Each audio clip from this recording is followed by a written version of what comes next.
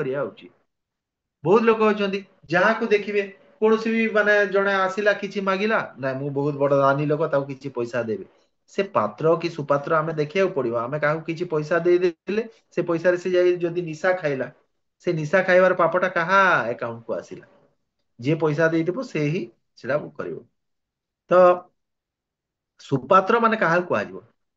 ବୈଷ୍ଣବ ମାନେ ହେଲେ ସବୁଠୁ ବଡ ସୁପାତ୍ର। ବୈଷ୍ଣବ, ସାଧୁ, ବ୍ରାହ୍ମଣ, ଯୋଉମାନେ ଆଧ୍ୟାତ୍ମିକ ସାଧନାରେ ଯୋଉମାନେ ରତ ଅଛନ୍ତି ସେମାନଙ୍କୁ ହିଁ ଦାନ ଦେବା ଉଚିତ। ଅଲଗା ମାନଙ୍କୁ ଦାନ ଦେବେ, ସେ ଦାନର କଣ ଫଳ ହେଇପାରିବ, ସେ କଣ ବ୍ୟବହାର କରୁଛି ଆପଣ ଜାଣିନାହାନ୍ତି। କିନ୍ତୁ ଗୋଟେ ବୈଷ୍ଣବକୁ ଯେତେବେଳେ ଆପଣ ଦାନ ଦଉଛନ୍ତି, ଆପଣ ଜାଣିଛନ୍ତି ଯେ ସେଟା କୃଷ୍ଣ କର୍ମରେ ସେ ବୈଷ୍ଣବ ଅଛନ୍ତି, ଯେ ଆପଣଙ୍କର ଦାନଟା ସଠିକ ଜାଗାରେ ପହଞ୍ଚିଲା। ସେଥିପାଇଁ ଭାବି ଚିନ୍ତିକିରି ଦାନ ଦେବା ଉଚିତ। କୋଉଠି ବି ବସ୍ ଟ୍ରେନ ରେ ଯାଉଛନ୍ତି, କୋଉ ବି ଲୋକ ଆସିଲା ଆପଣ ଦେଇଦେଲେ ତାକୁ 50-100 ଟଙ୍କା ଦେଇଦେଲେ, ସେ 100 ଟଙ୍କାରେ ଯାଇକିରି ମଦ ଖାଇଦବ, ଏଇଟା ଠିକ ନୁହଁ। ତାପରେ ଯୋଉ ଜାଗାରେ ଆପଣ ଦାନ କରୁଛନ୍ତି ସେଇଟା ଉପଯୁକ୍ତ ସ୍ଥାନ ମଧ୍ୟ ହେଇଥିବା କଥା। ସେଥିପାଇଁ ସବୁବେଳେ କୁହାଯାଏ ଯେ ତୀର୍ଥ କ୍ଷେତ୍ରରେ ଦାନ କରିବେ। କାହିଁ ତୀର୍ଥ କ୍ଷେତ୍ରରେ ଆପଣ ଏମିତି ସୁପାତ୍ର ରେ ଦାନ କରିବେ, କିମ୍ବା ଦେଖନ୍ତୁ କାଳ ବି, ସ୍ଥାନ, କାଳ, ପାତ୍ର, ତିନିଟା ଜିନିଷ। ସୁପାତ୍ର ହେଇଗଲା ସ୍ଥାନ, ତୀର୍ଥ କ୍ଷେତ୍ରରେ ଦାନ କରିବେ, କିମ୍ବା ଚନ୍ଦ୍ର ଗ୍ରହଣ, ସୂର୍ଯ୍ୟ ଗ୍ରହଣ, ଏଇଭଳିଆ ଯୋଉ କାଳ ବି ନିର୍ଦ୍ଦିଷ୍ଟ ଅଛି, କୋଉ କାଳରେ ଦାନ କଲେ ସେ ଦାନର ଫଳଟା ଆପଣ ବହୁତ ଅଧିକ ପାଇପାରିବେ। ଯୋଗ୍ୟ ବ୍ୟକ୍ତି ତଥା ଯୋଗ୍ୟ ବ୍ରାହ୍ମଣ, ବୈଷ୍ଣବ ଭକ୍ତ, ଏଇ ସବୁ ଦେବାଳୟ ମନ୍ଦିରକୁ ଦାନ, ଏଇ ସବୁ ଜିନିଷ ଯଦି ଆପଣ ଦେଖି ଚାହିଁକି ଦାନ କରିବେ ତାହେଲେ ସେଇଟା ସଠିକ ଦାନ ଅଟେ। ଆଉ ଯଦି ମନ ଇଚ୍ଛା ବିଚାରହୀନ ଭାବରେ ଦାନ କରିବା, ଏଇଟା ଶାସ୍ତ୍ର ଅନୁମୋଦିତ ନୁହଁ। ଠିକ ଅଛି। ହରେ କୃଷ୍ଣ ପ୍ରଭୁ। ଆଜ୍ଞା। ଯେତେବେଳେ ଟ୍ରେନରେ ଯିବା ବୋଲେ ଯୋଉ ସେ ଟୋକା ମାନଙ୍କୁ ଯୋଉ ସେ ଛକା ମାନେ ପଇସା ମାଗନ୍ତି ପ୍ରଭୁ, ଯଦି ନଦେଲେ ଅଭିଶାପ ଦେଇଦେବି କହନ୍ତି, ତାହେଲେ କଣ ସେମିତି ଦିଆଯିବ ନାହିଁ? ସେଟା ସାଧାରଣ ଲୋକଙ୍କ ପାଇଁ, ଯୋଉମାନେ ଶାସ୍ତ୍ର ପଢି ନାହାନ୍ତି ସେମାନଙ୍କ ପାଇଁ ମାନେ ସେଟା ଲାଗୁ ହବ। କିନ୍ତୁ ଆମେ ଯେହେତୁ ଶାସ୍ତ୍ରରେ ପଢିଲେ କି ବୈଷ୍ଣବ ମାନଙ୍କୁ ଦାନ କରିବା ଉଚିତ, ଆଉ ଯଦି ଆପଣ ଦାନ ସେଠି ଦେବା ପାଇଁ ବାଧ୍ୟ ହେଇଯାଉଛନ୍ତି ତାହେଲେ ଆମେ ଯୋଉ ଗତ ଶ୍ଲୋକରେ ପଢିଲେ କୃଷ୍ଣାର୍ପଣ ମସ୍ତୁ ଓಂ ତତ୍ସତ ଏମିତି କହିକି କହିବେ, ହେ ଭଗବାନ ତମରି ଜିନିଷ ତମକୁ ଦେଲି। ସେଇ ଯୋଉ ମାନେ ଯିଏ ଆପଣ ଯାହା କଥା କହୁଛନ୍ତି କିନ୍ନର। ସେଇଟା, ହଁ କିନ୍ନର ମାନଙ୍କର ଯୋଉ କଥା କହୁଛନ୍ତି, କିନ୍ନର ମାନଙ୍କୁ ଆପଣ ବିଚାର କରିବେ କି ଏମାନେ ଭଗବାନଙ୍କର ଶକ୍ତି, ଏମାନେ ଭାବିବେ ଭଗବାନଙ୍କର, ଏମାନେ ଭଗବାନଙ୍କର ଗୋଟେ ଚିନ୍ତନ ଭାବିକିରି ଭଗବାନଙ୍କ ରୂପରେ ତାଙ୍କୁ ଦେଖିକିରି ଆପଣ ଦାନ ଦେବେ। କିନ୍ତୁ ଆପଣ ଭୟରେ ଯଦି ଦେଲେ, କିନ୍ନର ମାନେ ପଳେଇ ଆସିଲେ, ଗୋଟେ ଭୟ ଚାଲି ଯାଉଛି, କାହିଁକି ସେମାନେ ଇନସଲ୍ଟ କରୁଛନ୍ତି। ଏଇଟା ବହୁତ ଥର, ଏଇଟା ମୁଁ ନିଜେ ଅନୁଭବ କରିଛି। ସେମାନେ ଆସିବେ ଆପଣ କଲର ଧରି ପକେଇବେ, ଆଉ କଣ ଇନସଲ୍ଟ କରିଦେବେ ସମସ୍ତଙ୍କ ସାମନେ। ତ ଭୟରେ ସାଙ୍ଗେ ସାଙ୍ଗେ ପଇସା ଟା ଦେଇକିରି ତାଠୁ କେମିତି ଗୋଟେ ଆମେ ବାହାରି ଯିବା, ମୁକ୍ତି ଏଇ ପାଇବ। ଟାଇପ ର ଏଇଟା ଠିକ ନୁହଁ। ଆଉ ସେମାନେ ବି ବହୁତ ମାନେ ବିଚାରଶୀଳ। ସେମାନେ, ଆପଣ ଯଦି ମାଳା ଧରିଛନ୍ତି, ସେମାନେ କେବେ ବି ଆପଣଙ୍କୁ ପଇସା ମାଗିକିରି ହଇରାଣ କରିବେ ନାହିଁ। ଆପଣ ନିଜେ ପରୀକ୍ଷା କରିକି ଦେଖନ୍ତୁ। ମାଳା ଧରିଛନ୍ତି, ତିଲକ ଲଗେଇଛନ୍ତି, ସେମାନେ ସାଙ୍ଗେ ସାଙ୍ଗେ ଆପଣଙ୍କଠୁ ଦୂରକୁ ପଳେଇବେ। ଏଇଟା ହେଇଛି, ଆମେ ଯେତେବେଳେ ଜନ୍ମାଷ୍ଟମୀ କଲେକ୍ସନ ରେ ବାହାରିଥିଲୁ ସେ ଆଜ୍ଞା। ସମୟରେ କିଛି କିନ୍ନର ଅଟୋରେ ଆସିଥିଲେ, ସେଇ ଯୋଉ ଲାଇନ କୁ ଆମକୁ ଯେମିତି ଦେଖିଛନ୍ତି ସେ ଲାଇନ ରୁ ବାହାରି ପଳେଇଲେ। ମାତା ଏଇଟା ବହୁତ ସତ କଥା। କାହିଁ କହିଲେ ମାତାଜୀ, ହଁ ସମସ୍ତଙ୍କର ପରମାତ୍ମା ଭିତରେ ଅଛନ୍ତି ନା। ଗୋଟେ ହଁ ହଁ ବୈଷ୍ଣବ ଗୋଟକୁ ହଇରାଣ କରିବା ପାଇଁ କେବେ ବି କାହାର ମନ ଯିବ ନାହିଁ। ଧରନ୍ତୁ ନିହାତି ପାପୀ ହେଇଛି, ସେ କାଳେ କରିଦେଲେ କରିଦବ, କିନ୍ତୁ ତାର ଗଭୀର ପରିଣାମ ସେ ଭୋଗ କରିବ। କିନ୍ତୁ ପ୍ରାୟ ଲୋକ ଜାଣିଛନ୍ତି, କେବେ ବି ଆପଣ ତିଲକ ଲଗେଇଛନ୍ତି, ଏଇଟା କରିଛନ୍ତି, କେବେ ବି ଆପଣଙ୍କୁ ହଇରାଣ କରିବେ ନାହିଁ। ବୁଝିପାରିଲେ? ଆଉ ଯେତେବେଳେ ବି ଆପଣ ଏମିତି ସିଚୁଏସନରେ କିଛି ଦେବାକୁ ପଡିଯାଉଛି, ତାହେଲେ ଓମ୍ ତତ୍ସତ, ଓମ୍ ତଦ୍ ବିଷ୍ଣୁ, ଏଇ ଶବ୍ଦ ସବୁ ଆପଣ ଏଇଟା କରିବେ, ମନରେ ବିଚାର କରିବେ କି ଭଗବାନ ନାରାୟଣ, ସର୍ବ ଘଟେ ନାରାୟଣ, ଯୋଉଟା ସେ ବିଚାର କରିବେ କି ଏଇଟା ମୁଁ ଭଗବାନ ତୋର ଜିନିଷ ତତେ ଅର୍ପଣ କଲି। ପ୍ରଭୁ ହରେ କୃଷ୍ଣ ପ୍ରଭୁ। ତ ଆଜ୍ଞା ମାନେ ମୁଁ ଜଣେ ଥରେ ମୋ ପାଖରେ ଗୋଟେ ପିଲାଟେ କାମ କରୁଥିଲା, ସାଙ୍ଗେ କିଛି ଆଜ୍ଞା କାମ କଲା। ସେ ଆଜ୍ଞା ଗୋଟେ ଅଟୋ ନେଇକି ଆସିଥିଲା, କିଛି ଜିନିଷ ମୋର ଗଲା। ତାପରେ ତାକୁ ମୁଁ 100 ଟଙ୍କା ଦେଲି, କାହିଁକିନା ସେ ମୋ ପାଖରେ ଆଜ୍ଞା କାମ କଲା ଖୋଲି ନଥିଲା ବୋଲି। ମୁଁ କିଛି ହଁ। ସମୟ ପରେ ଦେଖିଲା ବେଳକୁ ସେ ପିଲାଟା ତୁରନ୍ତ ଯାଇକି ଚିକେନ କିଣି। ତ ସେ ଜାଗାରେ କଣ ହେଲା, ମୁଁ ମାନେ ମନକୁ ନିଜକୁ ବହୁତ ଖରାପ କଣ ଲାଗିଲା କି କରୁଥିଲା? ଡ୍ରିଙ୍କ କଲା? ନା ନା ଚିକେନ ଯାଇକି କିଣିଲା। ମୁଁ ଦେଖିଲି ଓ ତାକୁ, ସେ ଚିକେନ, ମାନେ କିଛି ସମୟ ହଁ। ପରେ, ହଁ ମାନେ ସେ କଣ ଦେଖନ୍ତୁ ସେ ଜାଗାରେ ସେ ଗୋଟେ କିଛି ସେଠି ଗୋଟେ ଆପଣ କାମ ତା ଆପଣ, ପରିଶ୍ରମର ମୂଲ୍ୟ ଦେଇଛନ୍ତି। ହଁ ପରିଶ୍ରମର ମୂଲ୍ୟ। ତାକୁ ଦାନ କରିନାହାନ୍ତି। ହୁଁ। କିନ୍ତୁ ସେ ମତେ ମତେ ଆପଣ ବହୁତ ଖରାପ ପରିଶ୍ରମର ଲାଗେ କି ମୂଲ୍ୟ ଦେଲେ। ହଁ, ଜଣେ ପରିଶ୍ରମ କରୁଛି ତାର ମୂଲ୍ୟ ଆପଣ ତାକୁ ଦେଲେ ଏଇଟା ଦୋଷାବହ ନୁହେଁ, ସେଟା ତାର ଇଏ, କାହିଁକିନା ଆମେ ତାକୁ ଦାନ କରିନାହାନ୍ତି। ଆପଣ ତ ମାନେ ଏଇ ବିଚାରରେ ଦେଇନାହାନ୍ତି ନା କି ମାନେ ହଁ ଏ ପଇସା ଟା ଆକୁ ଦେଲି। ଆ, ଆଉ ତାପରେ ଆଉ ଗୋଟେ କଥା କି ଆପଣ ପଇସା ସେଥିପାଇଁ ନ ଦେବାଟା ମାନେ ଏଇଟା ତ ଆପଣ ବାଧ୍ୟ ଦେବେ କାମ କରିଛି ଆପଣଙ୍କ ପାଇଁ। ହଁ କିନ୍ତୁ ସେଥିପାଇଁ କୁହାଯାଉଛି ଯୋଉ ଟାଇପ ର କାହାକୁ ଯଦି ଏମିତି ଦେଖିଲେ ମାନେ ସେଇ ଅବସ୍ଥାରେ ଅଛି ଜଣେ କିଛି ତାହାକୁ ସେଥିପାଇଁ ପ୍ରସାଦ ବିତରଣ ଯଦି କହୁଛନ୍ତି ସେଥିରେ କିଛି ଦୋଷ ନାହିଁ। ଆପଣ ଭାବିଲେ ପ୍ରସାଦ କାହାକୁ ଦେଲେ ସେ କଣ ତାର କ୍ଷତି କରିପାରିବ। ଅଲଗା ନହେଲେ କୌଣସି ଜିନିଷ ଦେବେ ଦ୍ରବ୍ୟ ଦେବେ କିମ୍ବା ପଇସା ଦେବେ ଯଦି ସେ ତାର ମାନେ ଦୁରୁପଯୋଗ ହେବାର ବହୁତ ଚାନ୍ସ ଅଛି। ହଁ ହଁ। ଆମେ ଏଇ ସବୁ ବହୁତ ସାବଧାନ ହେବା ଉଚିତ। ତାପରେ ଶ୍ଲୋକ 21। चतुप्रत्युपरकार्थ फलमुद्यत वा पुनः दीयते च परिक्लिष्टं तथा संकृतम। ଯେଉଁ ଦାନ ପ୍ରତି ପ୍ରକାର ଆକାରରେ କିମ୍ବା ପ୍ରତିବଦଳରେ କିଛି ଲାଭ କରିବା ଉଦ୍ଦେଶ୍ୟରେ କିମ୍ବା କୁଣ୍ଠିତ ଚିତ୍ତରେ ଦିଆଯାଏ ତାହାକୁ ରାଜସିକ ଦାନ ବୋଲି କୁହାଯାଏ।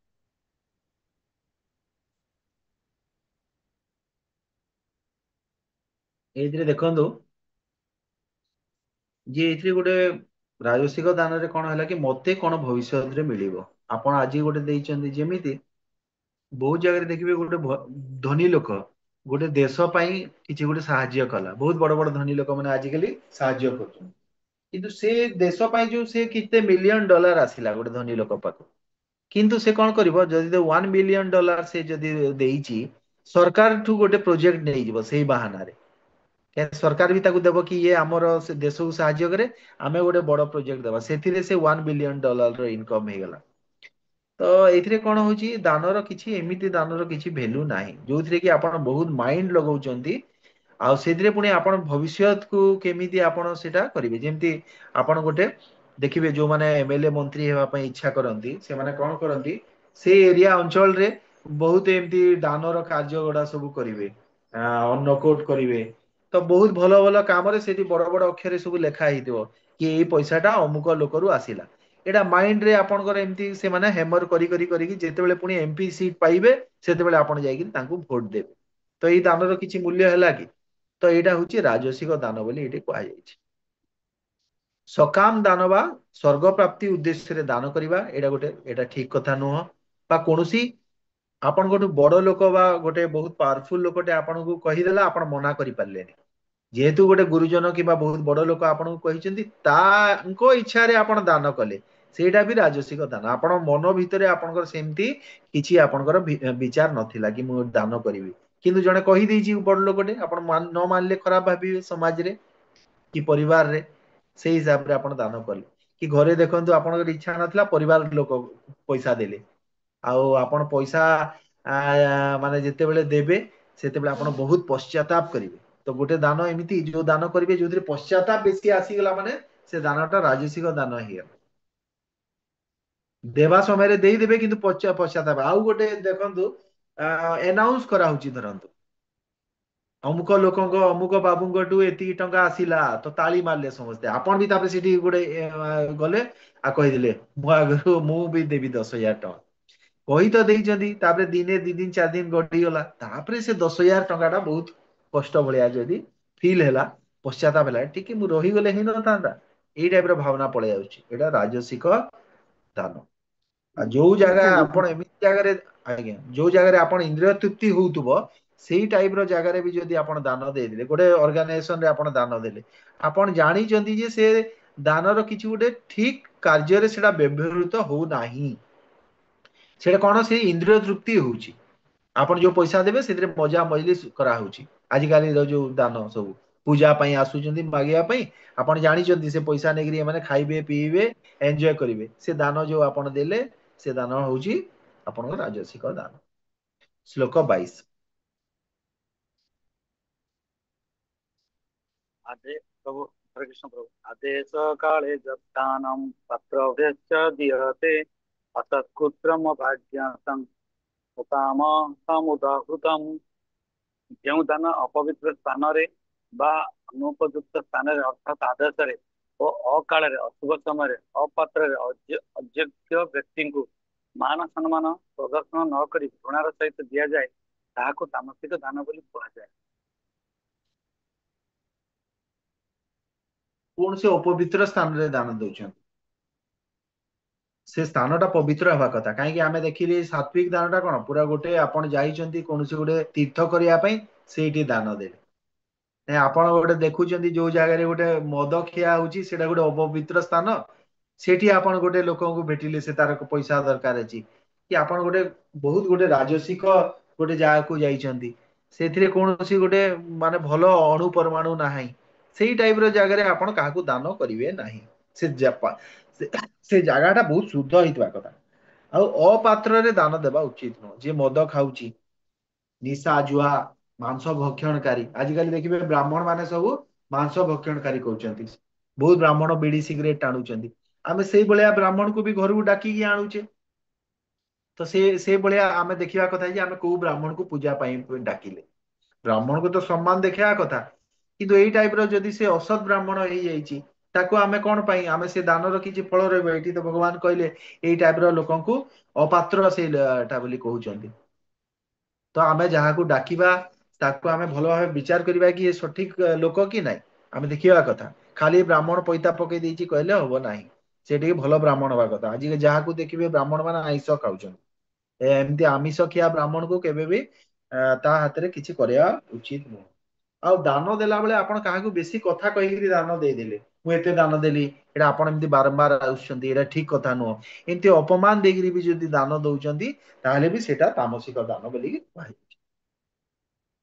ତାପରେ ମୋର ଶ୍ଲୋକ ପ୍ରଭୁ 23। ଆଜ୍ଞା ଗୋଟେ କ୍ୱେଶ୍ଚନ ଥିଲା ପ୍ରଭୁ। ଆଜ୍ଞା ଯୋଉ ଘରେ ଆଜ୍ଞା ପଚାରନ୍ତୁ। ଯୋଉ ଘରେ ଆମେ ବ୍ରାହ୍ମଣ ମାନଙ୍କୁ ଡାକିକି ଯଦି ପୂଜା ପାଠ କରୁଛୁ, ତାହେଲେ ହଁ, ଆମର ଗୋତ୍ରଟା ନିଜର ଗୋତ୍ର ହବ ନା ଆମର ଈଶ୍ୱର ଗୋତ୍ରଟା ଦିଆଯିବ? ଏଇଟା ଏଇଟା ଗୋଟେ ଏମିତି ପ୍ରଶ୍ନ। ଦେଖନ୍ତୁ, ଏଇଠି ମଣିଷ ଟୁ ମଣିଷ ଡିଫର କରିବ। ନିୟମ ହେଲା, ଆପଣ ଯେତେବେଳେ ଦୀକ୍ଷା ନେଇଗଲେ ମାନେ ଆମର ଗୋତ୍ର ହେଲା ଅଚ୍ୟୁତ ଗୋତ୍ର। କିନ୍ତୁ କଥା ହେଲା କି ଯୋଉ ସମାଜରେ ଆପଣ ରହୁଛନ୍ତି, ସେଠି ପୁଣି ଆପଣଙ୍କୁ ସେଟା ଆପଣ ଏତେ 100% ଯଦି କନଫର୍ମ ନାହାନ୍ତି, ଆପଣଙ୍କୁ ପୁଣି ଗୋଟେ ଲାଜ ଲାଗିଲା, ମୁଁ କାହିଁକି କହିବି ଅଚ୍ୟୁତ ଗୋତ୍ର। 12 ଜାତି 13 ଗଲା, ବୈଷ୍ଣବ ହେଲେ ସବୁ ଗଲା, ଏମିତି କହିକିରି ମତେ ସମସ୍ତେ ମଜା ଉଡେଇବେ। ଏମିତି ଯଦି ଆପଣ ବିଚାର କଲେ, ଆପଣ ତାହେଲେ ଅଚ୍ୟୁତ ଗୋତ୍ର କହିବେନି, ଆପଣଙ୍କର ପୁଣି ନିଜ ଗୋତ୍ର କହିବେ। କନଫିଡେନ୍ସ ଯଦି ଅଛି କି ଭଗବାନ ମତେ ରକ୍ଷା କରିବେ, ଭଗବାନ ହିଁ ମୋର ବନ୍ଧୁ, ବୈଷ୍ଣବ ମାନେ ମୋର ବନ୍ଧୁ, ମତେ ଆଉ କାହାକୁ ଖାତିର ନାହିଁ, ଏମିତି ଯଦି କନଫିଡେନ୍ସ ଅଛି ମାନେ ଅଚ୍ୟୁତ ଗୋତ୍ର କହିବେ। ନହେଲେ ଏବେ ପ୍ରଭୁ କଣ ତ ଏବେ। ମୁଁ କହିଲି ପ୍ରଭୁ ଯେ ଅଚ୍ୟୁତ ହୁଁ ଗୋତ୍ର କହିଲି, ସେ ବ୍ରାହ୍ମଣ ଟା ମନା କଲା, ନାଇଁ ନାଇଁ ତମର ସେ ତମର ବଂଶର ଗୋତ୍ର ଦିଅ କହ। ତାଙ୍କୁ କହିବେ, ଯଦି ସେ ବ୍ରାହ୍ମଣ କହିଲା ବଂଶର ଗୋତ୍ର ଦେବେ, ଆଉ ଆପଣ କହିବେ କି ନାଇଁ ମୋର ଏଇଟା ଅଚ୍ୟୁତ ଗୋତ୍ର, ମୁଁ ଦୀକ୍ଷା ନେଇ ସାରିଲିଣି, ଆଉ ଆପଣ ଏଇଟାକୁ ହେଇକିରି ଉଚ୍ଚାରଣ କରିକିରି କହନ୍ତୁ। ତ ସେମାନେ ଦିଟା ଯାକ କହନ୍ତି। ବ୍ରାହ୍ମଣ ମାନେ ଆପଣଙ୍କର ଜନ୍ମର ଗୋତ୍ର ପ୍ଲସ ଆପଣଙ୍କର ଏଇ ଗୋତ୍ର ଦିଟା ଯାକ ସେଇଟା ଉଚ୍ଚାରଣ କରିକିରି ଆପଣଙ୍କୁ ସେଠି କହିବେ। ସେଇଟା ଆପଣଙ୍କର ଯୋଉ ସଂକଳ୍ପ ନେବେ, ଦୀକ୍ଷା પર ଏଇଟା ହେଲା ଯଜମାନର ବୋଲିକିରି ଏମିତି ଉଚ୍ଚାରଣ କରିଦେବେ। ଆପଣ ଏଇ ବୁଦ୍ଧି ଆପଣ ବ୍ରାହ୍ମଣକୁ ଦିଅନ୍ତୁ, ସେ ଯଦି ନ ଜାଣିଛି, ଆପଣ ନେକ୍ସଟ ଥର ଯେବେ ବି ହବ ଆପଣ ବ୍ରାହ୍ମଣକୁ କହିବେ। ସେ ଯଦି ଆପଣଙ୍କୁ ବୁଦ୍ଧି ଶିଖେଇବ, ନାଇଁ ନାଇଁ ଏଇଟା ହବନି, ଆପଣ କହିବେ ନାଇଁ ମୋର ଏଇଟା ବି ନିଅନ୍ତୁ, ଏଇଟା କହନ୍ତୁ, ତାପରେ ଆପଣ ଏଇଟା ବି କହନ୍ତୁ ଯେ ଦୀକ୍ଷା ପରେ ଆର ନାଁ ଏଇଟା ହେଇଛି। ଯଦି ସଂସ୍କୃତରେ ସେ ଗୋଟେ ସେଣ୍ଟେନ୍ସ ବି ଏକ୍ସଟ୍ରା ଯୋଡିକି କହିପାରୁନି, ତାହେଲେ କଣ ବ୍ରାହ୍ମଣ ହେଇଛି ସେ? ଭଲ ବ୍ରାହ୍ମଣ ଗୋଟେ ଡାକିକି କହନ୍ତୁ, ତାହେଲେ ଆର ସମାଧାନ ହଉଛି ଏଇଟା। କିନ୍ତୁ ଏଇଟା ସତ କଥା ଯେ ଆମେ ଆମେ ଅଚ୍ୟୁତ ଗୋତ୍ର ବାଲା, ଆମେ ଭଗବାନଙ୍କର ଏଇଥିରେ ଆମେ ଆସି ସାରିଲେଣି, ଆମେ କୁଆଡେ ନାହିଁ। ଆଉ ସେଇଟା ବି କିଛି ଖରାପ ନାହିଁ, ଋଷି ମୁନିଙ୍କର ସନ୍ତାନ ସେଇ ଗୋତ୍ର, କିଛି ଖରାପ ନାହିଁ, ସେଇଟା ବି ବହୁତ ବଢିଆ। କିନ୍ତୁ ଟିକେ ସ୍ପେଶିଆଲ ତ ଆପଣ ହେଇଯିବେ ନା, ଆପଣ ଭଗବାନଙ୍କ ତ ଆଡକୁ ଆସି ସାରିଲେଣି, ଆପଣ ଗୁରୁ ମହାରାଜଙ୍କ ଶରଣକୁ ଆସି ସାରିଲେଣି। ଏଇ ଯୋଉ ଦେଖନ୍ତୁ, ଗୋଟେ ଜିନିଷ ମୁଁ ଭକ୍ତିରେ କହୁଛି, ଭକ୍ତିଟା ମାନେ କଣ, ଆପଣଙ୍କର ଯୋଉ ଫିଲିଙ୍ଗସ ଟା ଆପଣ 24 ଆୱାର୍ସ କଣ ଧାରଣ କରିଛନ୍ତି। ଆପଣ ଧାରଣ କରିଛନ୍ତି ଯେ ନା ମୁଁ ମୋର ଗୁରୁ ମହାରାଜ ଗୋଟେ ପରମ ବୈଷ୍ଣବ, ମୁଁ ତାଙ୍କ ଅଣ୍ଡରରେ ମୁଁ ଦୀକ୍ଷା ନେଇଛି, ଏତେ ବଡ ଭାଗ୍ୟବାନ, କୋଟି କୋଟି ଲୋକ ଭିତରୁ ମୁଁ ଜଣେ। ଏଇ ଟାଇପ ର ଧାରଣା ସବୁବେଳେ 24 ଆୱାର୍ସ ଆପଣଙ୍କ ମନରେ ଯଦି ସେ ଗର୍ବ ଅନୁଭବ ଆସୁଛି, ସେଇଟା ହଉଛି ପ୍ରକୃତ ଭକ୍ତି। ଆଉ ସେଥିପାଇଁ କୌଣସି ବି କାରଣରେ ଯଦି ଆପଣଙ୍କର ମନରେ ଗୋଟେ ସଂଶୟ ରହିଯାଉଛି ତାହେଲେ ଆପଣ ଢିଲା ହେଇଗଲେ। ଗୋଟେ ସାତ୍विक ଗର୍ବ ସବୁବେଳେ ଗୋଟେ ମନ ଭିତରେ ଆସିବା କଥା ଆଉ ସେଇ ଧାରଣାରେ ରହିବା କଥା, ବୁଝିଲେ। ଠିକ ଅଛି ପ୍ରଭୁ। ଶ୍ଲୋକ 23 ରୁ 28 ଏଇଟା ଓମ୍ ତତ୍ସତ୍ ଭଗବାନ ଶ୍ରୀକୃଷ୍ଣଙ୍କୁ ଅର୍ପଣ ଏଇ କଥା ମାନେ କୁହାଯାଇଛି। ଏଇଟା ଶ୍ଲୋକ 23 ରୁ 28। ଶ୍ଲୋକ 23 ଟା ମୁଁ ପଢୁଛି। ओम तत्सदिति निर्देशो ब्रह्मणस्त्रिविधः स्मृतः ब्राह्मणास्तेन वेदाश्च यज्ञाश्च विहिता पुरा। ସୃଷ୍ଟିର ପ୍ରାରମ୍ଭରୁ ଏ ତିନୋଟି ଶବ୍ଦ ଓମ୍ ତତ୍ସତ୍ ପରମ ସତ୍ୟ ବ୍ରହ୍ମଙ୍କୁ ବୁଝାଇବା ନିମିତ୍ତ ବ୍ୟବହାର ହୋଇ ଆସୁଅଛି। ବ୍ରାହ୍ମଣ ମାନେ ବେଦ ମନ୍ତ୍ର ଉଚ୍ଚାରଣ କଲାବେଳେ ଏବଂ ଯଜ୍ଞାନୁଷ୍ଠାନ କଲାବେଳେ ପରମେଶ୍ୱରଙ୍କର ସନ୍ତୋଷ ବିଧାନ ନିମିତ୍ତ ଏହାକୁ ଉଚ୍ଚାରଣ କରନ୍ତି। ଆମେ ଏଇ କଥାଟା ଟିକେ ସମୟ ଆଗରୁ ଯୋଉ ଆମେ ଡିସ୍କସ କଲେନି କି କାହାକୁ ଯଦି ଆମକୁ ମାନେ ଦାନ ଦେବାର ପଡିଗଲା ସେଇଠି ଆମେ ଓମ୍ ତତ୍ସତ୍ ବୋଲିକିରି କହିବା, ସେଇ କଥାଟା ଏଠି ଏବେ ଆସିଲା। ତ ଏଇଠି ଦେଖନ୍ତୁ ପୂର୍ବ ଶ୍ଲୋକ ମାନଙ୍କରେ ବର୍ଣ୍ଣନା କରାଯାଇଥିଲା ଯେ ତପସ୍ୟା ଯଜ୍ଞ ଦାନ ଓ ତପ ଏମାନେ ସତ୍ଵ ତମ ଓ ରଜ ତିନି ଭାଗରେ ବିଭକ୍ତ। ସବୁ ପ୍ରକାର ତପସ୍ୟା ବି ତିନିଟା ଗୁଣରେ, ଯଜ୍ଞ ବି ଆଉ ଦାନ ବି ଆମେ ସବୁ ଏଇଟା କଲା। ଯେହେତୁ ଏମାନେ ଭୂତ ପ୍ରକୃତିର ଗୁଣ ଦ୍ଵାରା ଦୋଷଯୁକ୍ତ ଅଟନ୍ତି, ଏମାନେ ମନୁଷ୍ୟ ଜୀବନର ପରମ ଲକ୍ଷ୍ୟ ସାଧନର ଉପଯୋଗୀ ନୁହନ୍ତି। ଯାହାହେଲେ ବି ଏ ତିନିଟା ଜିନିଷ ଯଦି ତ୍ରିଗୁଣରେ ଯଦି ହଉଛି ତାହେଲେ ମାନେ କଣ ହେଇଗଲେ ଏଇଟା ଏଇ ଜଡ ସଂସାର ମାଇକ ବସ୍ତୁ ହେଇଗଲେ। ସାତ୍विକ ରେ ବି ଯଦି ଆପଣ କରୁଛନ୍ତି ତାହେଲେ ବି ସେଇଟା କଣ ହେଇଗଲା ସାତ୍विକ ତପସ୍ୟା ସାତ୍विକ ଯଜ୍ଞ ସାତ୍ବିକ ଦାନ ଏଇ ସବୁଟା ଯାହାହେଲେ ବି ତିନି ଗୁଣର ଅନ୍ତର୍ଗତ ହେଇଗଲା ନା। ନିର୍ଗୁଣ ତ ହେଇପାରିଲା ନାହିଁ କିମ୍ବା ଦିବ୍ୟ ହେଇପାରିଲା ନାହିଁ। ଏମାନେ ସେଥିପାଇଁ ପରମ ଲକ୍ଷ୍ୟର ଉପଯୋଗୀ ନୁହନ୍ତି। ଯେତେବେଳେ ତପସ୍ୟା ଯଜ୍ଞ ଦାନ ତପ ଏଇଟା ଭଗବାନଙ୍କର ପରମେଶ୍ୱର ଭଗବାନ ଶ୍ରୀକୃଷ୍ଣଙ୍କର ଉଦ୍ଦେଶ୍ୟରେ ଯେତେବେଳେ କରାଯିବ ତାହେଲେ ଯାଇ ଏଇଟା ଆଧ୍ୟାତ୍ମିକ ଉନ୍ନତିରେ ଆପଣଙ୍କୁ ସାହାଯ୍ୟ କରିବ, ନଚେତ କରିବ ନାହିଁ। ସାତ୍विକ ହିସାବରେ ବି ଯଦି ଆପଣ କରୁଛନ୍ତି ତାହେଲେ ସେଟା ଏତେ ପ୍ରଶଂସନୀୟ ନୁହଁ। ହଁ ବାକି ତାମସିକ ରାଜସିକଠୁ ବେଟର ସେଇଟା, କିନ୍ତୁ ସେଟା ପ୍ରଶଂସନୀୟ ନୁହେଁ। କେତେବେଳେ ଆପଣ ସେ ଗୋଟେ ଭଲ ଷ୍ଟେଜକୁ ଆପଣ ଆସିଲେ ଯେତେବେଳେ ଭଗବାନ କୃଷ୍ଣଙ୍କର ଉଦ୍ଦେଶ୍ୟରେ ଆପଣ ଏଇ ଜିନିଷ କରୁଛନ୍ତି, ବୁଝିପାରିଲେ। ତ ଓମ୍ ତତ୍ସତ୍ ର ଅର୍ଥ ହିଁ ହେଉଛି ଶ୍ରୀ କୃଷ୍ଣାର୍ପଣ ବସ୍ତୁ। ଓମ୍ ତତ୍ସତ୍ କହିଲେ ମାତ୍ରେ ଓମ୍ ତତ୍ ସତ୍, ସତ୍ ମାନେ କଣ? ଓମ୍ ତତ୍ ବିଷ୍ଣୁ, ସବୁ କିଛି ବିଷ୍ଣୁଙ୍କୁ ଅର୍ପଣ କରାଗଲା, ଭଗବାନ କୃଷ୍ଣଙ୍କର ଉଦ୍ଦେଶ୍ୟରେ କରାଯାଉ। ତ କୃଷ୍ଣ ଚେତନାରେ ଆପଣ ଯାହା ସବୁ କରୁଛନ୍ତି ସେ ସବୁ ଓମ୍ ତତ୍ସତ୍ ଅଟେ। ଯାହା କିଛି ଆପଣ କରିବେ କୃଷ୍ଣ ଚେତନାରେ କୌଣସି ବି କର୍ମ, ସେଥିପାଇଁ କୁହାଯାଉଛି ଯେ ଗୋଟେ ଭକ୍ତର ଏଇ ସବୁ କୌଣସି ବନ୍ଧନ ନାହିଁ। ସତ୍ଵ ତମ ରଜରେ କିଛି ବନ୍ଧନ ନାହିଁ, କାହିଁକି ତାର ଚେତନାରେ ଭଗବାନ କୃଷ୍ଣ ଅଛନ୍ତି। ଶ୍ଲୋକ 24। तस्मादोमित्युदाहृत्य यज्ञदानतपःक्रियाः प्रवर्तन्ते विधानोक्ताः सततं ब्रह्मवादिनाम्। ଏହିପରି ବ୍ରହ୍ମବାଦୀମାନେ ପରମେଶ୍ୱରଙ୍କୁ ଲାଭ କରିବା ନିମିତ୍ତ ଯଜ୍ଞ ଦାନ ଓ ତପ କର୍ମ ଆଦି ସର୍ବଦା ଓଙ୍କାର ଉଚ୍ଚାରଣ ସହିତ ଆରମ୍ଭ କରନ୍ତି। ହରେ କୃଷ୍ଣ। ମାତାଜୀ ଭାବାର୍ଥ ବି ପଢ। ओं तद्विष्णु परं पदं भगदेव वेद ଅର୍ଥାତ୍ ବିଷ୍ଣୁଙ୍କର ପାଦପଦ୍ମ ପରମପଦ ଅଟେ। ପରମ ପୁରୁଷ ଭଗବାନଙ୍କର ନିମିତ୍ତ କର୍ମ କଲେ ମାନବ ସମସ୍ତ କର୍ମରେ ନିଶ୍ଚୟ ସିଦ୍ଧି ଲାଭ କରିବ। ଏଥିରେ ଦେଖନ୍ତୁ ଏଥିରେ ଓମ୍ କଥା କୁହାଯାଇଛି ନା, ବ୍ରହ୍ମବାଦୀ ମାନଙ୍କର କଥା କୁହାଯାଉଛି। ତ ବ୍ରହ୍ମବାଦୀ ମାନେ ଯୋଉମାନେ ଭକ୍ତ ନୁହନ୍ତି ସେମାନେ କଣ କରୁଛନ୍ତି ବ୍ରହ୍ମଙ୍କ ଉଦ୍ଦେଶ୍ୟରେ କରିବେ, ମାନେ କଣ ଓମ୍ ଉଚ୍ଚାରଣ କରାଯାଇଛି। ଆଉ ଭଗବାନ କୃଷ୍ଣ କଣ କହିଲେ ପ୍ରଣବ ମୁଁ ବୋଲି କହିଲେ ନା, ପ୍ରଣବା ଅସ୍ମି। ତ ପ୍ରଣବ ଭଗବାନ ଶ୍ରୀକୃଷ୍ଣ ହଉଛନ୍ତି ଓମ୍। ଓମ୍ ଯୋଉଠି ଲାଗିଲା ମାତ୍ରେ ସେଟା ଭଗବାନ ଶ୍ରୀକୃଷ୍ଣଙ୍କୁ ସେଇଟା କୁହାଗଲା ବୋଲି ଧରାଯିବ। ଆପଣ ଯେତେ ବି ବୈଦିକ ମନ୍ତ୍ର ଅଛି, ଆପଣ କୋଉ ବି ମନ୍ତ୍ର ଦେଖନ୍ତୁ, ଦେବାଦେବୀଙ୍କର ମନ୍ତ୍ର ଆଗରେ ବି ଓମ୍ ଲାଗୁଛି କି ନାଇଁ? ପ୍ରଥମେ ଭଗବାନ କୃଷ୍ଣଙ୍କୁ ସେଟା କୁହାଗଲା, ତାପରେ ଦେବାଦେବୀଙ୍କର ମନ୍ତ୍ର କୁହାଗଲା। ଏଇଟା ହଉଛି ପ୍ରୋସିଜର। ତ ପ୍ରଥମରୁ ହିଁ ସେଟା ସେଇ ହିସାବରେ ବେଦ ମାନଙ୍କରେ ବର୍ଣ୍ଣନା କରାଯାଇଛି ଯେ ଭଗବାନ କୃଷ୍ଣଙ୍କୁ ସବୁ ଜିନିଷ ଅର୍ପଣ କରାଯିବ। ତ ଏଇଠି ଓମ୍ କଥା କୁହାଗଲା। ଶ୍ଲୋକ 25। तदित्यनभिसन्धाय फलं यज्ञ तपः क्रिया दान क्रियाश्च विविधाः क्रियन्ते मोक्षकांक्षाभिः। ବ୍ୟକ୍ତି ତତ୍ ଶବ୍ଦ ସହ ଅର୍ଥାତ୍ ଉଚ୍ଚାରଣ କରି ଯଜ୍ଞ ଦାନ ଓ ତପସ୍ୟା ଆଦି କରିବା ଉଚିତ। यार दिव्य कर्मानुष्ठान उद्देश्य है भौतिक बंधन मुक्त हेबा। तत्शब्द कथा कहुई। ओम शब्द भगवान श्रीकृष्ण उद्देश्य रे उच्चारण करा जाए। भगवान का उद्देश्य रे यज्ञ तप दान आदि रे पूर्णता प्राप्त हुए। माने जे पर्यंत एटा भगवान कृष्ण उद्देश्य रे न हबो ताले एथिरे कोनोसी भी यज्ञ आपण कले कोनोसी भी दान तप कले सेटा पूर्णता प्राप्त हेला नै बोली बुझा जिवो। आ एपरी कर्म करिया कथा एई जेते सब जिंस आमे आजि डिस्कस कले जे सेटा आपण लक्ष्य कोन परम गति लक्ष्य हितवा कथा। किंतु परम गति लक्ष्य नहीं न है कि जदि आपनकर लक्ष्य गोटे यही गोटे सांसारिक लक्ष्य होइतिबो ताहले सेटा कोन हबो सेई राजसिक तामसिक आ सात्विक भीतर ही सेटा रही गला। तो एई श्लोक रे भगवान कहउचंदी जे आपनकर लक्ष्यटा परम लक्ष्य हेबा कथा। परम लक्ष्य केते बेले ही परिबो जेते बेले आपण जानि परिबे जे एटा भगवान श्रीकृष्णकर उद्देश्य रे मु करूची सेते बेले सेटा परम लक्ष्य हैला नहले सेटा परम लक्ष्य हे पारला नाही। श्लोक 26-27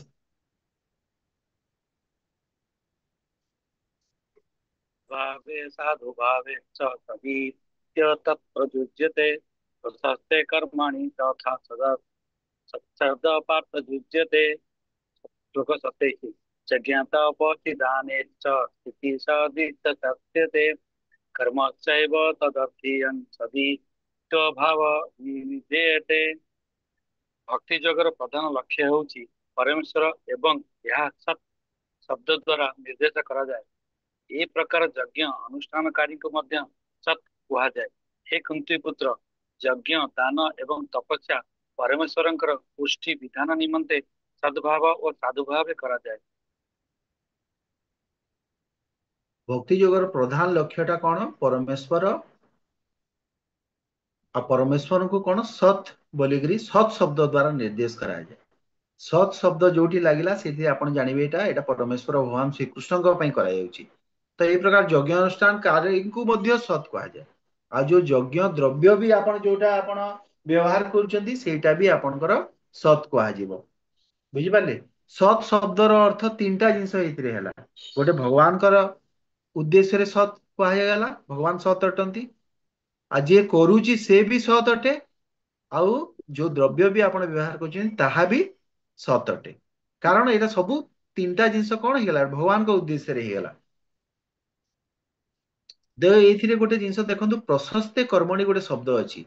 प्रशस्ते कर्मणि अर्थ प्रशस्ते प्रशस्त हेगिरी अछि माने कोन गोटे छोट छुआटे जन्म हैला मृत्यु पर्यंत आपण सेतरे केतेटा संस्कार हमर अछि कहले 16 टा ना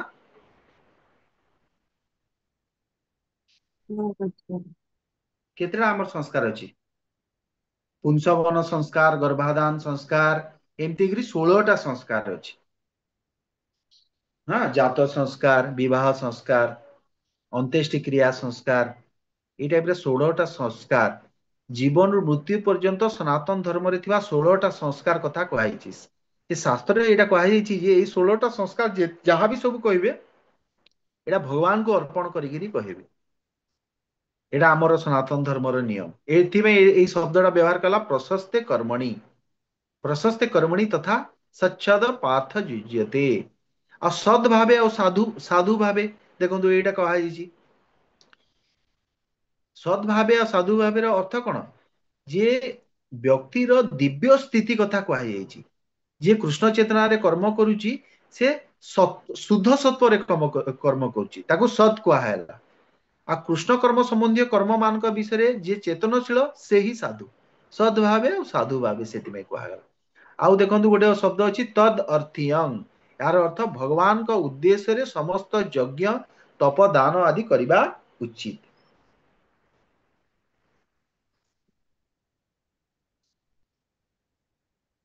ये शिल प्रभुपाद कौन लिखुछन देखो देखंतु जेतेबेले व्यक्तिर दीक्षा संस्कार हुए कि यज्ञ पवित्र प्रदान करा जाए सेतेबेले व्यक्ति ओम तत्सद उच्चारण करे।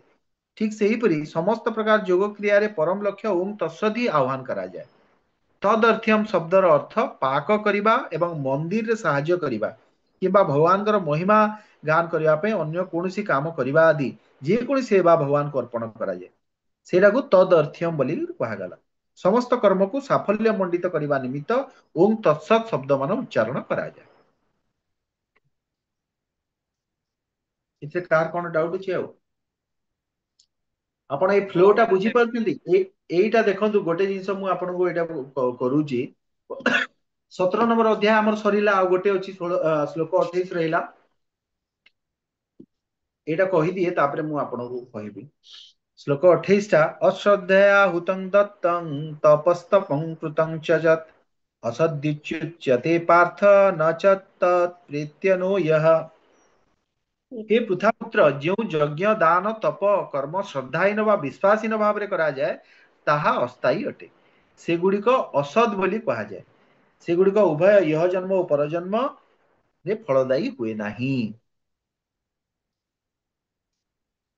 ଯଜ୍ଞ କର୍ମ, ଦାନ କର୍ମ, ତପ କର୍ମ ଯାହା କିଛି ବି ହଉ, ତାହା ଦିବ୍ୟ ଲକ୍ଷ୍ୟ ସାଧନ ଉଦ୍ଦେଶ୍ୟରେ ଯଦି ନ କରାଯାଏ ତାହେଲେ ସେଟା ନିଷ୍ଫଳ ହେଉଛି।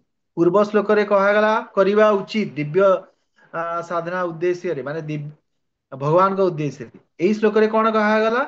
ଯଦି ଆପଣ ଏମିତି ଆପଣଙ୍କର ଉଦ୍ଦେଶ୍ୟ ନାହିଁ, ଭଗବାନଙ୍କ ଉଦ୍ଦେଶ୍ୟ ନାହିଁ, ତାହେଲେ ସେଟା ନିଷ୍ଫଳ, ଫଳ ପ୍ରାପ୍ତି ଆପଣଙ୍କର କିଛି ହେଲା ନାହିଁ। ତା ଅର୍ଥ କଣ? ଏଥିରେ ମିନିଂ କଣ ହେଇଗଲା? ତାର ଅର୍ଥ, ତା ଅର୍ଥ ଆପଣ ପ୍ରଭୁ ଯଦି ସାତ୍ବିକ ବିଶ୍ୱାସ ତାମସିକ ଆଉ ନଥିବ, ରାଜସିକର କିଛି ଭ୍ୟାଲୁ ହିଁ ନାହିଁ। ଯଦି ବିଶ୍ୱାସ ଯୋଉମାନେ ବି ନଥିବ ତାହେଲେ କରୁଛନ୍ତି, କିଛି ନଥିବ ନା ପ୍ରଭୁ, ସେଇଆ ବୃଥା ମାନେ ବିଶ୍ୱାସ। ବୃଥା ଶ୍ରମ ହେଇଗଲା ସେଇଟା। ହୁଁ। ଯଦି ଆପଣ କୃଷ୍ଣ ଚିତ୍ତନଶୀଳ ନ ହେଇପାରିଲେ ତାହେଲେ ବୃଥା ହେଇଗଲା ସେଟା। ଶ୍ରଦ୍ଧାହୀନ ବା ବିଶ୍ୱାସହୀନ ହୋଇ କରାଯାଉଥିବା କର୍ମ ଆଉ ଉପଯୁକ୍ତ ଗୁରୁଙ୍କ ନିର୍ଦ୍ଦେଶରେ କରଣୀୟ କର୍ମ ସର୍ବଦା, ଯଦି ଉପଯୁକ୍ତ ଗୁରୁ ଆପଣ ପାଇନାହାନ୍ତି କିମ୍ବା ଆପଣଙ୍କର ଶ୍ରଦ୍ଧା ନାହିଁ, ଆପଣ ଯଦି କୌଣସି ବି କର୍ମ କରିବେ ତାହେଲେ ସେଟା ନିଷ୍ଫଳ ହେଇଯିବ। ସେଥିପାଇଁ କଣ, ଆଗ କାଳରୁ ବି ଏଇଟା ଗୋଟେ କଥା ଅଛି, ସମସ୍ତେ ଗୁରୁ ଗ୍ରହଣ କରୁଥିଲେ, କିନ୍ତୁ ସେଟା ସଦ୍ଗୁରୁ ହେଇଥିବା କଥା। ଯଦି ସଦ୍ଗୁରୁ ନ ହେଇଥିବେ ତାହେଲେ ବି ଆପଣଙ୍କର ଯାହା ବି କର୍ମ କରିବେ ସେଟା ନିଷ୍ଫଳ ହେଇଯିବ। ସବୁ କିଛି କୃଷ୍ଣ ଚିତ୍ରଣଶୀଳ ହେଇ ଯଦି ଆପଣ କରିବେ ତାହେଲେ ଆପଣଙ୍କ ପରମ ଲକ୍ଷ୍ୟ ସାଧନ ହେବ। ଅନ୍ୟାନ୍ୟ ମାର୍ଗ ଯଦି ଆପଣ ଅନୁଶୀଳନ କରିବେ ଆଉ ଗୁରୁଙ୍କର ଯଦି ଅଧୀନରେ ନ ରହିବେ, ତାହେଲେ ଆପଣ ଏଇ ତ୍ରିଗୁଣକୁ କେତେବେଳେ ଅତିକ୍ରମ କରିକି ନିର୍ଗୁଣ ସ୍ଥିତିକୁ କେତେବେଳେ ଆସିପାରିବେ ନାହିଁ। ଆଉ ଏଇଟା ଯଦି ନହେଲେ କଣ ଅସୁବିଧା ହବ? ଜଣେ ପ୍ରଶ୍ନ ପଚାରିବ, ନାଇଁ ତ ମୁଁ କରିବି ସତ୍ୱ ତମ ରଜରେ କରିବି, କଣ ଅସୁବିଧା ହେଲା? ସାତ୍ବିକରେ କରିବି, ସେଇଟା ବି ଭଲ।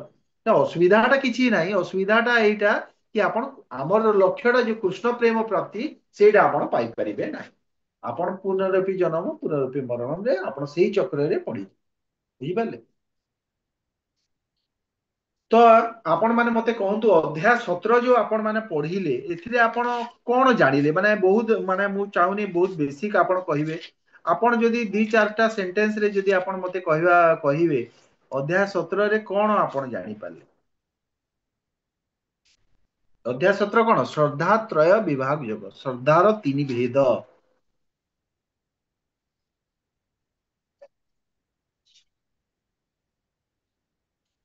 ଏଇ ଯୋଉ ପ୍ରଭୁ ଏଥିରେ ଅର୍ଜୁନ, ମାନେ, ହଁ କୁହନ୍ତୁ। ହଁ ପ୍ରଭୁ ଏଥିରେ ମାନେ କୁହାଯାଏ ଗୋଟେ, ଯୋଉ ମୁଁ ମାନେ ଆଜି ତ ଶ୍ଲୋକ 17ରୁ ମାନେ ପାଠ କଲି, ଏଥିରେ ଜଣା ପଡିଲା ଯେ ମାନେ କୌଣସି ହୁଁ, ପ୍ରକାର ଆମେ ଯୋଉ ଯଜ୍ଞ କରିବା କିମ୍ବା କିଛି ଆମେ ଦାନ କରିବା, ଆମେ ଦେଖାଣିଆ କରିବାନି, ତା ଦେହରେ ଆମର କିଛି ମିଳିବନି। ଆମେ ଯଦି କିଛି ପାଇବା ପାଇଁ ଯଦି କିଛି ଆମେ କରୁଥିବା, ତାହେଲେ ସେଥିରେ ଆମର କିଛି ଆମକୁ ଫଳ ମିଳିବ ନାହିଁ। ଆମେ ଆଉ ଯାହା କିଛି କରିବା ଭଗବାନଙ୍କର, ମାନେ ଭଗବାନଙ୍କୁ ସମର୍ପଣ କରି, ଯେମିତି ଏଇ ଯେ ଓମ୍ ତତ୍ ସତ୍ ଆଉ ଇଏ କରିକି ସବୁ କିଛି କଲେ ଯାଇକି ସେଥିରେ କିଛି ଫଳ ପ୍ରାପ୍ତି ହବ। କିନ୍ତୁ ଯେମିତି ଆପଣ ଯୋଉ କହିଲେ, ରାଜନୈତିକ ନେତା ମାନେ ଯେମିତି ଆମକୁ ଲୋଭ ଦେଖେଇ ଦେଖେଇ ଦେଖେଇ ଏମଏଲଏ ହେଲା ପର୍ଯ୍ୟନ୍ତ ସେ ଟିକଟ ନବା ପାଇଁ ସେମିତି କରନ୍ତି, ତା ଦ୍ୱାରା କିଛି ତାଙ୍କୁ ଲାଭ ମିଳେ, ସେଥିରେ କିଛି ପ୍ରକାର କୌଣସି ପ୍ରକାର ପୁଣ୍ୟ ଫଳ ମିଳିବ ନାହିଁ। ଠିକ ଏସବୁ କହିଛନ୍ତି। ରାଜନୀତି।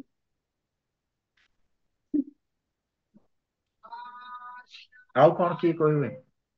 ପ୍ରଭୁ ଠିକ କହିଲେ। ଆଜ୍ଞା, ଗୁଣ କୁହନ୍ତୁ ବିଷୟରେ ମାତାଜୀ। ଗୁଣ ବିଷୟରେ କୁହାହେଲା ପ୍ରଭୁ। ଆଜ୍ଞା। ସତ୍ୱଗୁଣର ଲୋକ ଯେମିତି ପଞ୍ଚଦେବତାକୁ ପଞ୍ଚଦେବତାରେ ଶ୍ରଦ୍ଧା କରନ୍ତି, ହୁଁ, ଆଉ ରଜଗୁଣ ଲୋକ ଯକ୍ଷ ରାକ୍ଷସ ଏମାନଙ୍କ ଶ୍ରଦ୍ଧା କରନ୍ତି, ପୂଜା କରନ୍ତି। ଆଜ୍ଞା, ଆଉ ଅଗୁଣ ଲୋକ ମାନେ ଭୂତ ପିଶାଚ ଏମାନଙ୍କୁ ଉପରେ ଶ୍ରଦ୍ଧା କରନ୍ତି, ପୂଜା କରନ୍ତି। ଆଜ୍ଞା, ଆଜ୍ଞା। ଏଇଥିରେ ତମ ମୂଳରେ ଆପଣ ଦେଖନ୍ତୁ, ଆମର ଯୋଉ ତାମାନେ ଷ୍ଟାର୍ଟିଂ ରୁ 13 କ୍ଷେତ୍ର କ୍ଷେତ୍ରଜ୍ଞ କଥା ଭଗବାନ କହିଲେ। ଆମେ ନିଜ ଶରୀରରେ आत्मा परमात्मा कथा जानी सारे तापरे आकु आमे जेतेले बढ़िले सेतिरे पुणी देखा ହେଲା जे आमे कौन करबा माने आम भितरे गोटे गुण डेभलप करबा दैवी संपद आउ होची आसुरिक संपद भल गुण माने डेभलप करिया पई 16 नंबर अध्याय रे कहले भल एई जो गुण सब जेते आपनकर धरंतु जेते भल गुण आपनकर थाउ ना काहे कि आपण तापरे 17 नंबर अध्याय रे तापरे कोन कहा गला कि आपण जोटा करूछंती भी जो कर्म सेटा आपण त्रिगुण रे करूछंती ना निर्गुण रे करूछंती ସେଇଟା ବି ଆପଣଙ୍କୁ ସେଇଟା ଜାଣିପାରିବା କଥା ସେଥିପାଇଁ କଣ କୁହାଗଲା ଯଜ୍ଞ ତପ ଦାନ କର୍ମ ଆଦି ସେଇଟା ତିନିଟା ଗୁଣରେ ମଣିଷ କରୁଛି ବୋଲି ଭଗବାନ କହୁଛନ୍ତି ତ ତାପରେ ଆମେ ବିଭିନ୍ନ ଏଇ ଶ୍ଲୋକରେ ଭଗବାନ କହିଲେ ଯେ ନାଇଁ ଆପଣ ଏଇ ତିନି ଗୁଣରୁ ଆପଣ ଉପରକୁ ଉଠିକି ତାପରେ ଆପଣଙ୍କୁ କଣ କରିବାକୁ ପଡିବ ନିର୍ଗୁଣ ସ୍ଥିତିକୁ ଆସିବାକୁ ପଡିବ ମାନେ ଓମ୍ ତତ୍ସତ କଥା ତାପରେ ବ୍ୟାଖ୍ୟା କଲେ ଯେ ଭଗବାନଙ୍କୁ ଆମେ ଅର୍ପଣ କରିକିରି ସବୁ କର୍ମ ଆମେ କରିପାରିବା ଯଦି ଆମେ ଏଇଟା ନ କରୁଛୁ ତାହେଲେ ତିନି ଗୁଣ ଭିତରେ ଆମେ ରହିଗଲେ ସାତ୍विକଟା ବି ଭଲ ନୁହେଁ ବୋଲି ଭଗବାନ ଏଇଟା କହିଲେ ତଦିୟମ ବସ୍ତୁ ତଦର୍ପଣ ଅର୍ପଣ ତୋର ବସ୍ତୁ ତତେ ମୁଁ ସମର୍ପଣ କଲି ଏଇ ଭାବନାଟା ଜାଣିବା ପାଇଁ ଏଇଟା ଆପଣଙ୍କର ଅଧ୍ୟାୟ 17 ରେ ଏଇଟା କୁହାଗଲା ବୁଝିପାରିଲେ ମାନେ ଷ୍ଟେପ ବାय ଷ୍ଟେପ ଶିକ୍ଷା ଦିଆଯାଉଛି ଭକ୍ତି ଆଉ ଯୋଗର ଶିକ୍ଷା ଭୂତ ଦିଆ ପ୍ରକୃତି ଅନୁଯାୟୀ ହରେ କୃଷ୍ଣ ପ୍ରଭୁଜୀ ଭୂତ ଆଜ୍ଞା ପ୍ରକୃତି ଅନୁଯାୟୀ 3 ପ୍ରକାର ଖାଦ୍ୟ ବିଷୟ ବି ଭଗବାନ କହିଛନ୍ତି ଆଜ୍ଞା ସାତ୍विକ ରାଜସିକ ତାମସିକ ଖାଦ୍ୟ ଆଜ୍ଞା ହଁ ତପସ୍ୟା କାହିଁକି ବି ତିନି ଦେଖନ୍ତୁ ପ୍ରକାର କହିଛନ୍ତି ଖାଦ୍ୟ ବି କାହିଁ ଇମ୍ପୋର୍ଟାଣ୍ଟ କି ଆପଣ ଖାଦ୍ୟ ହିସାବରେ ବି ଆପଣଙ୍କର ସବୁ ମାନେ ମାନସିକ ଦଶାଟା ରହିଲା ଯଦି ତାମସିକ ଆଉ ରାଜସିକ ଖାଦ୍ୟ ଜଣେ ଗ୍ରହଣ କରୁଛି ସେଇଟା ବି ଭଗବାନ କହିଦେଲେ କି ନାଇଁ ଖାଦ୍ୟ ବି ନିର୍ଗୁଣ ହବା କଥା ଆଉ ସବୁଠାରୁ ଭଲ ଖାଦ୍ୟ କୋଉଟା ଯୋଉଟା ଭଗବାନ କୃଷ୍ଣଙ୍କୁ ଅର୍ପଣ କରାଯାଇଛି ତ ଆସ୍ତେ ଆସ୍ତେ ଷ୍ଟେପ ବାୟ ଷ୍ଟେପ ଏଇଥିରେ ଭଗବାନ କହୁଛନ୍ତି ଯେ ଭଗବାନଙ୍କର ଆଡକୁ ଯୋଉ ଭକ୍ତି ଯୋଗ କଥା 6 ରୁ 7 ରୁ 12 ଯୋଉ ଭକ୍ତି ଯୋଗ କଥା ଭଗବାନ କହିଲେ ସେ ଭକ୍ତି ଯୋଗକୁ ଜଣେ ପ୍ରାପ୍ତ କେମିତି କରିବ ଷ୍ଟେପ ବାଇ ଷ୍ଟେପ ଏଇଟା 13 ରୁ ମାନେ ଆରମ୍ଭ କରିକି ଏଇଟା 17 ନମ୍ବର ପର୍ଯ୍ୟନ୍ତ ପଳେଇ ଆସିଲି ଆଉ 17 ନମ୍ବରଟା ହଉଛି ଭଗବତ ଗୀତାର କଣ ଏଣ୍ଡ 17 ନମ୍ବରଟା ଭଗବତ ପ୍ରଭୁ ହରେ ଗୀତା କୃଷ୍ଣ ପ୍ରଭୁଜୀ ଆଜ୍ଞା ଖାଦ୍ୟ ଅନୁସାରେ ତାର ଗୁଣ ତାର ପ୍ରଭାବ ଅଛି ପ୍ରଭୁ ଜଣେ ଯଦି ଆଜ୍ଞା ମାଂସ ଖାଇଦେଲା ବୋଲେ ତାର ଆଜ୍ଞା ଦୟା ଭାବ ଟା କମି ଯାଉଛି ସତ କଥା ଆଉ ମନେକର ଯେମିତି ଜଣେ ମଦ ପିଇବା ତାକୁ ନିଶା ଧରିବ ନିଶା ଖାଇଲେ ନିଶା ଧରିବ ସେଭଳିଆ ମାଂସ ଆଜ୍ଞା ଖାଇଲେ ତାର ଦୟା ଭାବ କମିଯିବ ଯଦି ଆଜ୍ଞା ସକାଳୁ ଯିଏ ଯଦି ଭଗବାନଙ୍କୁ ପୂଜା କରି ତୁଳସୀ ପତ୍ର ଖାଇଦବ ତାର ମନରେ ରିଆକ୍ସନ ହବ ଆଜି ଯଦି ଖରାପ ଜିନିଷ ଖାଇଦେବି ମତେ ନିଶ୍ଚୟ ହୁଁ। ପାପ ହବ ଏଇ ଯୋଉ ଆମିଷ କଥା ଉପରେ ପ୍ରଭୁ ଆପଣ ଯୋଉ କହିଲେ ବିଶ୍ୱନାଥ ପ୍ରଭୁ ଶିଲ ପ୍ରଭୁପାଦଙ୍କର ଗୋଟେ ମୁଁ ଲେଖା ଥିଲି ଯେ ଜଣେ ଯଦି ଗୋଟେ ଭକ୍ତି ମାର୍ଗରେ ଅଛି ଆଉ ସେ କହିବ ମୁଁ 16 ମାଳା କରୁଛି କହିବ ଆଉ ସିଆଡୁ ସେ ଆଇଁଷ ବି ଟିକେ ଖାଇ ଦଉଛି ସେ ମାନେ ତାର କଣ୍ଟ୍ରୋଲ କରିପାରୁନି ମୁଁ ଏମିତି ଲୋକ ଦେଖିଛି ଆକ୍ଚୁଆଲି ସେଥିପାଇଁ କହୁଛି କିନ୍ତୁ ଶିଲ ପ୍ରଭୁପାତ କ୍ଲିୟରଲି ଲେଖି ଦେଇଛନ୍ତି ଯେ ଆପଣ ଗୋଟେ ଲୋକକୁ ଘରକୁ ଡାକିଲେ ତାକୁ ବହୁତ ପୂଜା ଅର୍ଚ୍ଚନା ତାକୁ କଲେ ଆପଣ ତାକୁ ଭଲ ଭଲ ଖାଦ୍ୟ ଖାଇବେ ଆଉ ଯେମିତି ଖାଦ୍ୟ ଖାଇ ସାରିଲା ତାପରେ ତାକୁ ଆପଣ ମାନେ ଟିକେ ବାଡେଇଲେ ତାକୁ ପୁରା ଅପମାନ କରିକିରି ବାଡେଇଲେ ତ ଏଇଟା ସେମିତି କଥା ଭଗବାନଙ୍କୁ ଆପଣ ପୂଜା କରୁଛନ୍ତି ତା ସାଙ୍ଗକୁ ଯଦି ଜଣେ ଆଇଁଷ ଖାଇ ଦଉଛି ତାହେଲେ ଆପଣ ପୁରା ଭଗବାନଙ୍କୁ ତାମାନେ ପ୍ରହାର କରୁଛନ୍ତି ତ ଯୋଉମାନେ ବି କହୁଛନ୍ତି ଆମେ ଆମିଷ ବି ଖାଇବୁ ଆଉ ଜୋର ଜବରଦସ୍ତି ହରେ କୃଷ୍ଣ କୃଷ୍ଣ କୃଷ୍ଣ କରିକିରି 16 ମାଳା କରିଦେଲେ ସେଇଟା ହବ ନାହିଁ ପ୍ରଥମ ହେଲା ଚୈତନ୍ୟ ମହାପ୍ରଭୁଙ୍କର ଦିଟା ନିୟମ ସେ ଦିଟା ନିୟମକୁ ସାରା ବୈଷ୍ଣବ ସମାଜ ମାନେ କୋଉଟା ସେଇଟା ଜୀବେ ଦୟା ନାମେ ରୁଚି ଆପଣ ପ୍ରଥମ ହେଲା ଜୀବକୁ ଦୟା କରିବେ ଜୀବକୁ ଦୟା କରି ସାରିଲା ପରେ ତାପରେ ଆପଣଙ୍କର କଣ ହବ ନାମରେ ରୁଚି ଆସିବ ଜୀବରେ ଦୟା ଯଦି ନାହିଁ ତାହେଲେ ନାମେ ରୁଚିର ଫଳ ପ୍ରାପ୍ତି ହେଇପାରିବନି ହଁ ଏଇଟା ସଠିକ କଥା ଆପଣ କାହାକୁ ନା ଆଜି ନା ଧରୁଛି ତ କାଲିକୁ ସେ ଟିକେ ଚେଞ୍ଜ ହେଇଯିବ ତାପରେ ସେ କଣ ହବ ଆସ୍ତେ ଆସ୍ତେ ମାନେ ପ୍ରଭୁ ଆଇଁଷ ଛାଡିଦବ ସେଇଟା ବହୁତ ଭଲ କଥା ପ୍ରଭୁ ଆମେ ଯେତେବେଳେ ଇସ୍କନକୁ ଆସିବା ପୂର୍ବରୁ ପ୍ରଭୁ ତ ମୁଁ ବି ତ ସେଇଆ କରୁଥିଲି ମାନେ ମାଳ ଆଜ୍ଞା ଜପି ଦଉଥିଲି ଆଉ ମାଂସ ବି ଖାଇ ଦଉଥିଲି ଷ୍ଟାର୍ଟିଂ ମାନେ ଆଜ୍ଞା 2010-11 କଥା କହୁଛି ତାପରେ ଏଇ ଆସ୍ତେ ଆସ୍ତେ ଆସ୍ତେ ଆସ୍ତେ ଆସ୍ତେ ଆସ୍ତେ ଆସ୍ତେ ଆସ୍ତେ ଗଲା ଇସ୍କନ ପ୍ରଭୁ ମାନେ ସେଇଆ କରାନ୍ତି ତୁଳସୀ ମାଳି ବି ପିନ୍ଧିବା ପାଇଁ କହନ୍ତି ସେଇଟା ତାଙ୍କର ଦୟା ଆକ୍ଚୁଆଲି ଆମକୁ ତ ମାନେ ମତେ କହିଲେ ହଉ ଠିକ ଅଛି ଯଦି ନ ଛାଡି ପାରୁଛ ଠିକ ଅଛି ତମେ ମାଳା ଜପ କର ଆଉ ପ୍ରସାଦ ଖାଅ ତାପରେ ଆମର ଯେତେ କ୍ଲାସ ହଉଛି ସବୁ ଆଟେଣ୍ଡ କର ସେ ତ କରୁଥିଲି ସେତେବେଳେ ତାପରେ ଆସ୍ତେ ଆସ୍ତେ ଗଲା ନାଇଁ ନାଇଁ ସେ ସେତେବେଳେ ବୁଝି ଏଇଟା ପାରୁନଥିଲୁ ନା। ଏଇଟା ପ୍ରଭୁଜୀ ବହୁତ ସତ କଥା ଆପଣ କହୁଛନ୍ତି। ଯଦି ସେମାନେ ସେମିତି ନ କରିଥାନ୍ତେ ଆଜି ଆମେ ଛାଡି ପାରିନଥାନ୍ତେ। ବହୁତ କୃପା କରିଛନ୍ତି। ମୋ ସାଙ୍ଗରେ ବି ହେଇଛି। ଆଉ ମୁଁ ବହୁତ ଟାଇମ ଲଗେଇଛି ସବୁ ଜିନିଷକୁ ମାନେ କରିବା ପାଇଁ ମାନେ ବହୁତ ମୁଁ ଟାଇମ ଲଗେଇଛି। ବହୁତ ଟାଇମ ଲଗେଇଛି ମୁଁ ଏଥିରେ ବହୁତ ଟାଇମ ଲଗେଇଛି। ହୁଁ। ମୁଁ କମ ସେ କମ 4-5 ବର୍ଷ ପରେ ଯାଇ ଛାଡିଛି ହଁ ସବୁ ଜିନିଷ। ହଁ ଅରେ ଶୁଣ ପ୍ରଭୁ, ମୁଁ 2012 ରୁ ଛାଡିଛି ପ୍ରଭୁ, 2012 ନା 11 ରୁ ଛାଡିଛି ସବୁ। ତାପରେ ହୁଁ ଘରେ ରସୁଣ ପିଆଜ ପୁରା ପୋଷାଲି ନାହିଁ। କିନ୍ତୁ 2021 ରେ ମୁଁ ଦୀକ୍ଷା ନେଇଛି ପ୍ରଭୁ। ଆଉ ମୋର ଘରେ ହଁ। ପୁରା ଏକଦମ ପୁରା ରେଷ୍ଟ୍ରିକ୍ସନ ଅଛି ପୁରା। ମାନେ ମୁଁ କାହାକୁ ଖାଇବାକୁ ଦେଏନି କି ମୋର ଘରେ ଚାଲବ ନାହିଁ କିଛି। ଏବେ ଏବେ ଆପଣ ଦେଖୁନାହାନ୍ତି, ଏବେ ଭାବିଲା ବେଳକୁ ଲାଗୁଛି କଣ ମାନେ ମୁଁ କେମିତି ପିଶାଚ ଥିଲି, ମୁଁ ମାଂସ ରକ୍ତ ହାଡକୁ କେମିତି ଖାଉଥିଲି ଏବେ ଫିଲ୍ ହଉଛି। ଠିକ କଥା, ହଁ ଏକ୍ଜାକ୍ଟଲି ବହୁତ ପ୍ରଭୁ ଫିଲ୍ ଠିକ ହଉଛି କଥା ପ୍ରଭୁ। କହୁଛନ୍ତି। ଏବେ ବହୁତ ଇଏ ଲାଗୁଛି ଏବେ କି ଆମେ ଦେଖନ୍ତୁ କେମିତି ମାନେ କରୁଥିଲେ। ମତେ ନିଜକୁ ଏବେ ମାନେ ନିଜକୁ କହିବା ପାଇଁ ଖରାପ ଲାଗୁଛି। ଆମେ ଏତେ ଭଗବତ ଗୀତା ଆଜି ମାନେ ପଢେଇକିରି ମୁଁ ଏବେ କହୁଛି ଆପଣ ଶୁଣୁଛନ୍ତି, କିନ୍ତୁ ଭିତରେ ଗୋଟେ ଲଜ୍ଜାର ଫିଲିଙ୍ଗସ ବି ପ୍ରଭୁ ଅଛି। ନିଜକୁ ନିଜକୁ ଘୃଣା ଭାବ ହଉଛି ପ୍ରଭୁ। ହଁ ଗୋଟେ ନିଜକୁ ନିଜ ହଁ ନିଜେ ହବ ଆମେ ହବ। ସେତିକି ଯୋଗ୍ୟ ନୁହଁ। ଏଇଟା ଉଦ୍ଭବ ପାଇଁ ଘୃଣା ସମସ୍ତଙ୍କର ଭାବ ହଉଛି। ପ୍ରଭୁଜି। ଆଁ ସମସ୍ତେ ଇସ୍କନ ପାଇଁ ହିଁ ସୁଧୁରିଛନ୍ତି ଆମେ ସବୁ ଆଜି। ଆଉ ଠିକ ମୋ ଠିକ ଆଖିରେ ମାତାଜୀ, ଠିକ କଥା କହିଲେ, ଆମକୁ ଆପଣ ଠିକ ଜଣେ, କଥା କହୁଛନ୍ତି। ହଁ ହୁଁ। ସେ ଆଦିତ୍ୟର ବାପା ପୁରା ମଦ ପିଇକି ନିଶାରେ ଗଡୁଥିଲେ। ଇସ୍କନ ପାଇଁ ସେ ଆଚ୍ଛା ଆଚ୍ଛା। ସୁଧୁରିଲେ ହେଲା। ହଁ ନା ନା ଠିକ କଥା କହିଲେ ମାତାଜୀ। ହଁ ହଁ ହଁ ହଁ ଠିକ କଥା। ମାତାଜୀ ଶୁଣନ୍ତୁ ମାତାଜୀ, ମୁଁ ଆଗରୁ ବି ଧୂମ ପିଉଥିଲି, କିନ୍ତୁ ଇସ୍କନ ଲାଗି ମୁଁ ଛାଡି ନାହିଁ ମଦ ଫଦ ବୁଝିଲେ। ମୁଁ ଆଗରୁ ଛାଡିଛି ମୋ ନିଜ ଇଚ୍ଛାରେ। ତାପରେ ମୁଁ ଦେଖିଲି ଆଉ ମାନେ ଗୋଟେ ଯାହା ଖରାପ କଥା ହଉ ବି ସେଇଟା ତ ଦେଖନ୍ତୁ, ଆଉ ଗୋଟେ ବହୁତ ଇମ୍ପୋର୍ଟାଣ୍ଟ ଭଲ କଥା। ନାଇଁ କିନ୍ତୁ ଦେଖନ୍ତୁ ଆଉ ଇସ୍କନ ଗୋଟେ ପାଇଁ ଇମ୍ପୋର୍ଟାଣ୍ଟ କଥା। ବହୁତ ଲୋକ ସୁଧୁରିଛନ୍ତି। ଆଜ୍ଞା ଆଜ୍ଞା। ଆମେ ଦେଖୁ ଭକ୍ତ ସାମ୍ନାରେ ଆମକୁ ଲାଜ ବି ଲାଗୁନି, ଆମେ କିନ୍ତୁ ନିଜ ଦୋଷକୁ ମାନି ବି ଯାଉଛେ।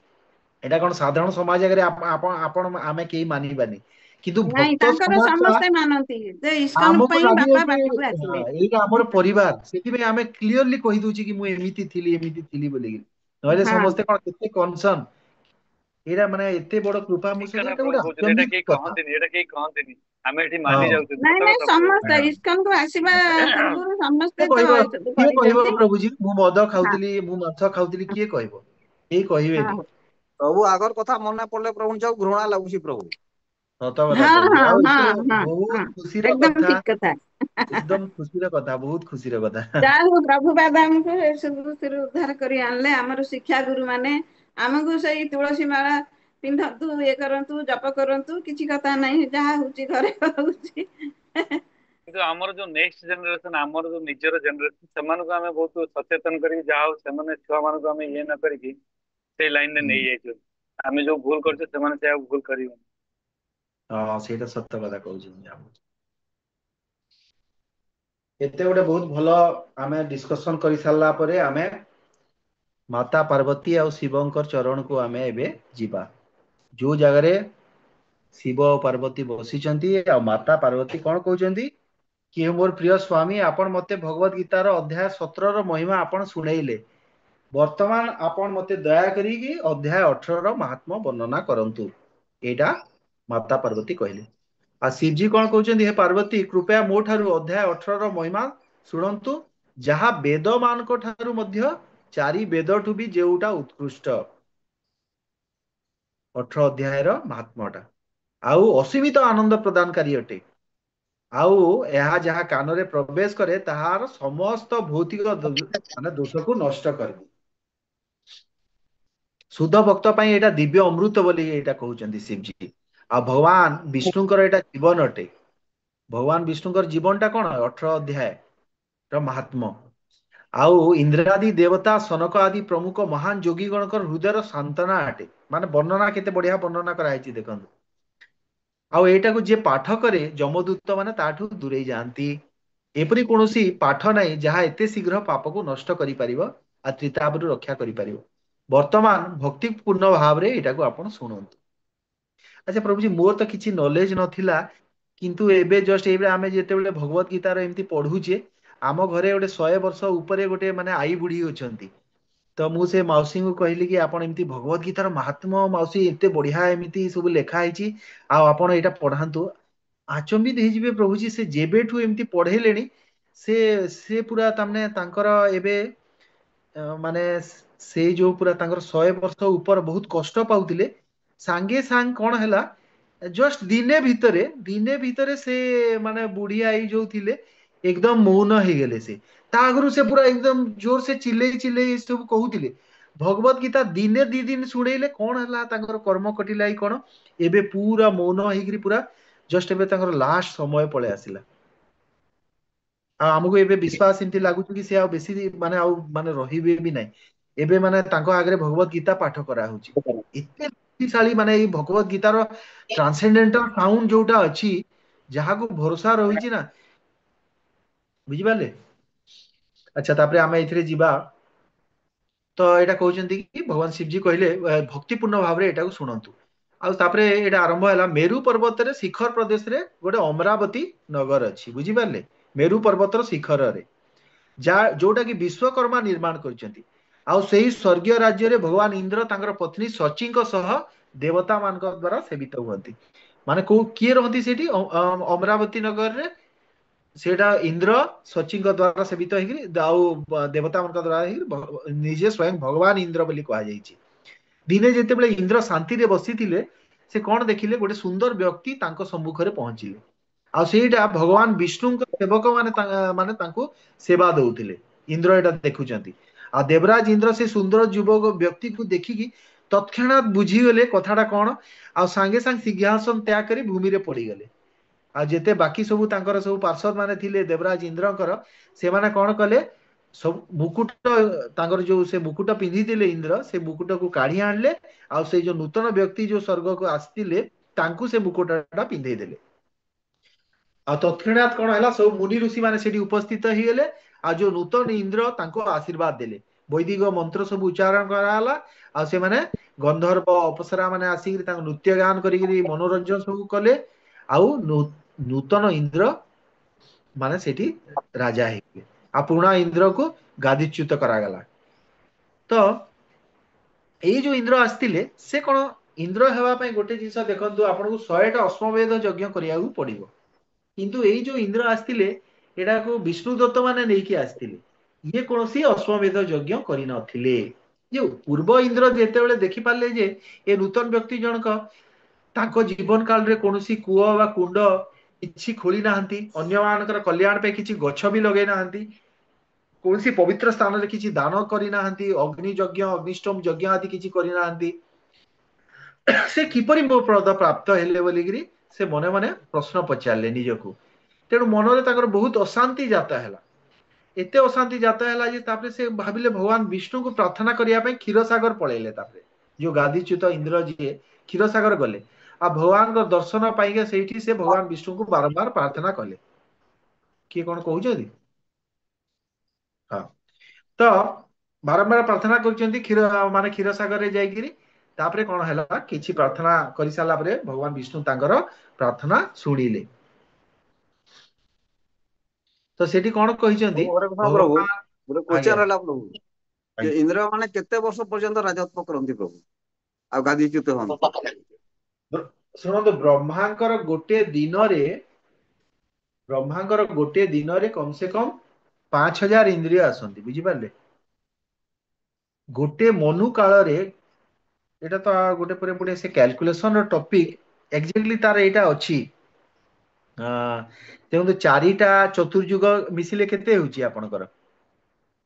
43,17,000 ବର୍ଷ କିଛି ହଉଛି 4ଟା ଚତୁର୍ଯୁଗ।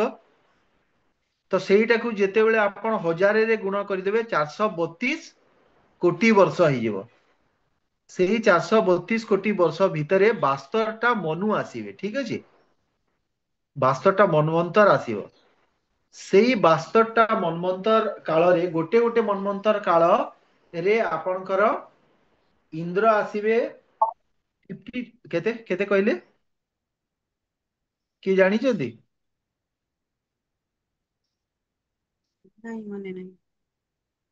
52ଟା ମାନେ 52 ଇନ୍ଦ୍ର ଆସୁଛନ୍ତି। ଏକ୍ଜାକ୍ଟ ସେ ତାର କ୍ୟାଲକୁଲେସନ ଟା ଟିକେ ଦେଖିବାକୁ ପଡିବ। ମୁଁ କୋଉ ଜାଗାରେ ଲେଖିଥିଲି, କିନ୍ତୁ ତାର କ୍ୟାଲକୁଲେସନ ଟା ଟିକେ ଦେଖିବାକୁ ପଡିବ ଆମକୁ। ଆକ୍ଚୁଆଲି 52 ନା ଭାଇ, ସେଟା ବି ମୁଁ କନଫର୍ମ ନୁହଁ। ସେଟା ଆପଣ ଟିକେ ଚେକ୍ କରିଦେବେ, ବୁଝିପାରିଲେ। ଗୋଟେ ଗୋଟେ ମନ୍ୱନ୍ତରରେ କେତେଟା ମାନେ ଇନ୍ଦ୍ର ଆସିବେ ସେଇଟା। ଟୋଟାଲ 5000 ଇନ୍ଦ୍ର ପାଖାପାଖି ଆସିବେ ବ୍ରହ୍ମାଙ୍କର ମାନେ ଦିବସ କାଳରେ। ତ तो से भितर जो 72टा मन्वंतर सेटा पुणी माने हिसाब करिया पड़े बुझिले एइत्रे आमे एबे तो ए कैलकुलेशन खोजिले बहुत टाइम पळेबो आमे पुणी जिबा एइठी जिबा तो प्रभु ताले इंद्र माने तापर कुआडे जानती प्रभु जदि गादीच्युत होला पर से स्वर्ग रो सेमाने जानती सेमाने पुणी एठी आसीकरी इंद्र घुसरी भी ही पारे ताଙ୍କର କର୍ମ ହିସାବରେ ନା ନା କାହିଁକି ଲାଷ୍ଟ ଟାଇମ ପ୍ରଭୁ ଆପଣ ଗୋଟେ ଗୋଟେ ଏକ୍ସାମ୍ପଲ ଦେଇନଥିଲେ କି ଯୋଉ ହଁ ହଁ ଅର୍ଜୁନ ପଚାରିଲେ କି ସେ ଯୋଉ ହଁ ପିମ୍ପୁଡି ହଁ ଗୋଟେ ବାର ବାର ତାର ଗୋଟେ ଛୋଟା ଗୋଡ ଥିଲା କହିଲେ ସେ 17 ଥର ଇନ୍ଦ୍ର ହେଇଥିଲା ତାପରେ ଗୋଟେ ଏକ୍ସାମ୍ପଲ ଦେଇଥିଲା ମାନେ ଆମେ ବାସ୍ ସେ ବାସ୍ ଇନ୍ଦ୍ରିୟ ବାସ୍ ମାନେ ବାସ୍ ସେ ହଁ ଧରା ପୃଷ୍ଠକୁ ଆସନ୍ତି ପିମ୍ପୁଡି ବି ହେଇପାରେ ତା କର୍ମରେ ତା କର୍ମ ଅନୁସାରେ ହଁ ହଁ। ଆଉ ଗୋଟେ ଏକ୍ସାମ୍ପଲ ଆମେ ମାନେ ଦେଖିବା ଏଇ ସେଇ ଏକ୍ସାମ୍ପଲ ର ଗୋଟେ ଯଦି ଦେଖିବା ଏଇ ଯୋଉ ଇନ୍ଦ୍ର କଥା ହବ ନା ଇଏ ବୈକୁଣ୍ଠ ପ୍ରାପ୍ତି ହେଇଯିବେ ଏଇ ଷ୍ଟୋରି ଆଗକୁ ମାନେ ଆପଣ ଶୁଣିବେ ଏଇ ଇନ୍ଦ୍ର ବୈକୁଣ୍ଠ ପ୍ରାପ୍ତି ହେଇଯିବ କଣ ପାଇଁ ବୈକୁଣ୍ଠ ପ୍ରାପ୍ତି ହେବ ମୁଁ ଏବେ କହୁଛି ତ ଭଗବାନ ବିଷ୍ଣୁଙ୍କୁ ତାପରେ ସେ ପଚାରିଲେ ଯେ ଭଗବାନ ବର୍ତ୍ତମାନ ଆଉ ଗୋଟେ ନୂତନ ବ୍ୟକ୍ତି ସ୍ୱର୍ଗ ଲୋକରେ ପହଞ୍ଚି ଯାଇଛି ଆଉ ମୋର ଆସନ ପ୍ରାପ୍ତ କରିଛି ଯିଏ କି ବିଶେଷ କୌଣସି ପୁଣ୍ୟ କର୍ମ କରିନାହାନ୍ତି ସେ କିପରି ମୋର ମାନେ ସିଂହାସନ ପ୍ରାପ୍ତ ହେବାରେ ସେମାନେ ସଫଳ ହେଲେ ବୋଲିକିରି ପଚାରିଲେ ତ ଭଗବାନ ବିଷ୍ଣୁ କହିଲେ ଯେ ହୋଏ ମୋର ପ୍ରିୟ ଇନ୍ଦ୍ର ସେଇ ମହାନ ଆତ୍ମା ଶ୍ରୀମଦ ଭଗବତ ଗୀତାର 18 ଅଧ୍ୟାୟର ପ୍ରତିଦିନ ପାଠ କରିଛନ୍ତି ତାଙ୍କର ଜୀବନ କାଳ ମଧ୍ୟରେ ପ୍ରତିଦିନ ଅଧ୍ୟାୟ 18 5ଟି ଶ୍ଲୋକ ସେ ପାଠ କରୁଥିଲେ ବୁଝିପାରିଲେ ଯୋଉ ଆପଣ ଦେଖନ୍ତୁ ଗୋଟେ ଗୋଟେ ଯଜ୍ଞ କରିବା ପାଇଁ କେତେ କଷ୍ଟ ଗୋଟେ ଅଶ୍ୱମେଧ ଯଜ୍ଞ କରିବା ପାଇଁ ହେଲେ ସେ ଟାଇମରେ ଯୁଧିଷ୍ଠିର ମହାରାଜ ଦିଟା ନା ତିନିଟା ଯଜ୍ଞ କରିପାରିଥିଲେ ତାଙ୍କର ଜୀବନ କାଳ ଭିତରେ ତ ଭାବନ୍ତୁ ତ 100 ଯଜ୍ଞ କରିବା ପାଇଁ ବଳି ମହାରାଜ ଭଳିଆ ମାନେ ସମ୍ଭ୍ରାନ୍ତଶାଳୀ ରାଜା ହେବାକୁ ପଡିବ ଏବେ ସାରା ପୃଥିବୀର ଧନ ସମ୍ପତ୍ତି ଯଦି ଏକତ୍ର କରିବେ ଗୋଟେ ବି ଯଜ୍ଞ କରିବା ସମ୍ଭବ ନୁହଁ ଏତେ ସେଥିରେ ଦ୍ରବ୍ୟ ଲାଗେ ସେଥିପାଇଁ ତ ଅର୍ଜୁନଙ୍କୁ ଧନଞ୍ଜୟ କାହିଁ କୁହାଯାଏ କାହିଁକି ଯୁଧିଷ୍ଠିର ମହାରାଜଙ୍କ ଯଜ୍ଞ କରିବା ପାଇଁ ସାରା ପୃଥିବୀକୁ ଜୟ କରିକିରି ସେ କଣ କଲେ ମାନେ ଧନ ସଂଗ୍ରହ କରିଥିଲେ ଏତେ ଧନ ସଂଗ୍ରହ କଲା ବେଳେ ଗୋଟେ ଯଜ୍ଞ ହେଇପାରିଥିଲା ତ 100ଟା ଅଶ୍ୱମେଧ ଯଜ୍ଞ କିଏ କରିବ ବହୁତ ରେୟାର ମାନେ ଏଇଟା ଇନ୍ଦ୍ରଙ୍କ ପଦ ପ୍ରାପ୍ତି ହେବାଟା ତ ଏଇଟା ଭଗବାନ ବିଷ୍ଣୁ ତାପରେ ସେ କହିଲେ ଯେ 18 ଅଧ୍ୟାୟର ପ୍ରତିଦିନ 5ଟା ଶ୍ଲୋକ ପାଠ କରୁଥିଲେ ମାନେ ଆପଣ ଯଦି ପ୍ରତିଦିନ ମାନେ 5ଟା ଶ୍ଲୋକ ପାଠ କରୁଛନ୍ତି ମାନେ ମାନେ ଏଇଟା ଭାବି ଦିଅନ୍ତୁ ଆପଣ ଇନ୍ଦ୍ର ହେଇଯିବେ କିଛି ବଡ କଥା ନୁହଁ ଯେବେ କି ଆମେ ଭକ୍ତ ମାନେ ଏଇଟା କୁହାଯାଇଛି ଯେ ଇନ୍ଦ୍ର ପଦବୀ ଆମେ ଇଚ୍ଛା କରିବା ନାହିଁ ସେଟା ଅଲଗା କଥା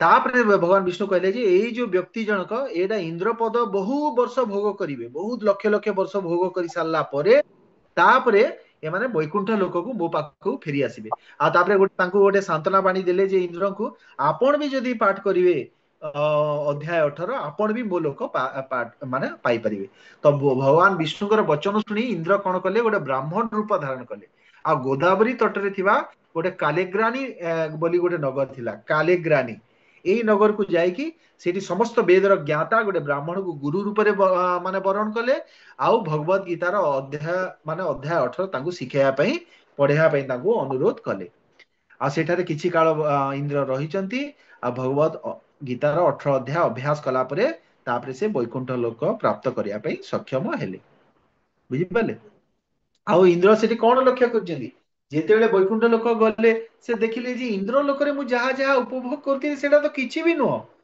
ତାର 100 ଗୁଣ 1000 ଗୁଣ ମାନେ ସବୁ ଜିନିଷ ବୈକୁଣ୍ଠ ଲୋକରେ ଅଛି ବୁଝିପାରିଲେ ଆଉ ଏଇ ଯୋଉ ଆପଣ ମାନେ ଯୋଉ ଏବେ ଧ୍ୟାନରେ ବସିକିରି ଏଇ ଯୋଉ ମହାତ୍ମା ଶୁଣିଲେ ଆର ଏଇଟା ହଉଛି ଯେ ଭଗବତ ଗୀତାର ଏଇ ମହାତ୍ମା ଶୁଣିଲେ ସମସ୍ତ ପାପର ମୋଚନ ହେଇଯାଏ ବୋଲିକିରି ଏଇଠି କୁହାଯାଇଛି ବୁଝିପାରିଲେ ଆଉ ସେ ବ୍ୟକ୍ତି ଯିଏ ମହାତ୍ମା ବି ଖାଲି ଶୁଣି ଦେଇଛି ତାର ସେ ନିଷ୍ପାପ ହେଇଯିବ ସେ ବ୍ୟକ୍ତି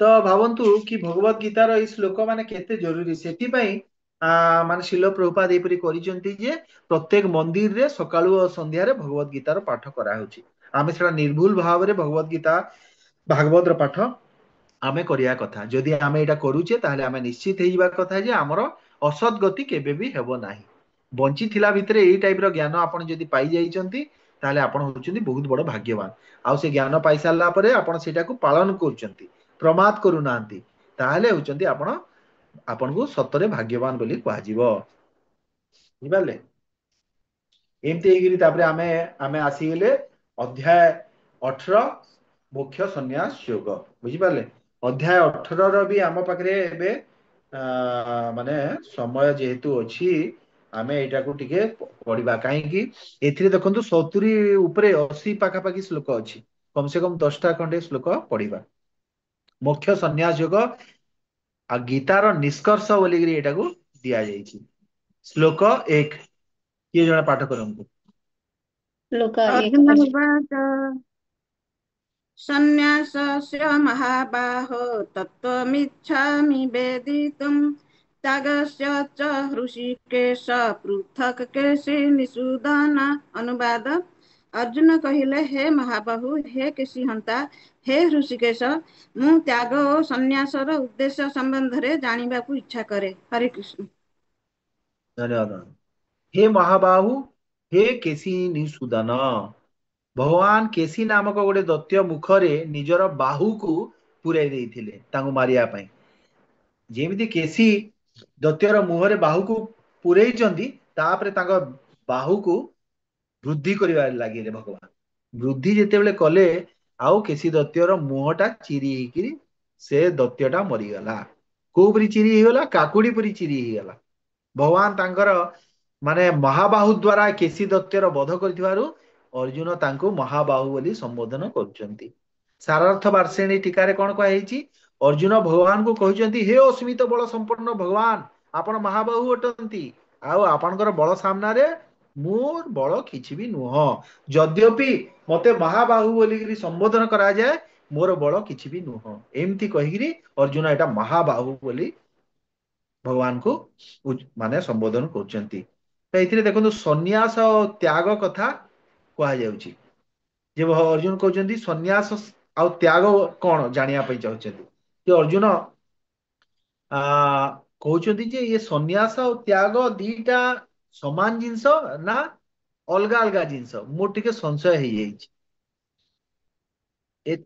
पूरा भगवत गीता सरी सरलाणी किंतु लास्ट रे पुणी पचाउचंती कि आउ थरे मते कहंतु सन्यास आउ त्याग दीटा एका जिंस ना अलगा जिंस आपण काहेकि तापरे कहगला केसी निदूषण काहे कहगला केसी निषूदन अर्थ हैला जेमिति आपण केसी को बध कले सेहीपरि मोर संशय रूपक गोटे राक्षस भी मोर जन्म नेइछि सेही राक्षस को भी आपण बध करंतु सेति में भगवान को कहगला केसी निषूदन ମୁଁ ଆପଣ କହିଥିଲି ଅଧ୍ୟାୟ 17ଟା ଏଇଟା ଶିଳ ପ୍ରଭୁପାଦ ଲେଖିଛନ୍ତି ଯେ ଏଇଟା ଭଗବତ ଗୀତାର ସମାପ୍ତି ହେଇସାରିଛି ଅଧ୍ୟାୟ ଗୀତା ଏଇଟା ପୁଣି ପୁନରାବର୍ତ୍ତୀ ହବ ଯାହା ଯାହା ଆମେ ପଢିଲେ ଟିକେ ଟିକେ ଟିକେ ଟିକେ ପୁଣି ସବୁ ବିଷୟରେ କୁହାଯିବ ଶ୍ଲୋକ 2 ପାଠ କରନ୍ତୁ श्री भगवान उवाच काम्यानां कर्मणां न्यासं सन्न्यासं कवरो विद्रुः सर्वकर्मफलत्यागं प्राहुस्त्यागं विचक्षणः श्री भगवान କହିଲେ କର୍ମଫଳ ତ୍ୟାଗକୁ ତ୍ୟାଗ ବୋଲି ପଣ୍ଡିତମାନେ କହନ୍ତି ଏବଂ ସେହି ଅବସ୍ଥାକୁ ବିଶିଷ୍ଟ ପଣ୍ଡିତମାନେ ସନ୍ନ୍ୟାସ ବୋଲି କହନ୍ତି ହରେ କୃଷ୍ଣ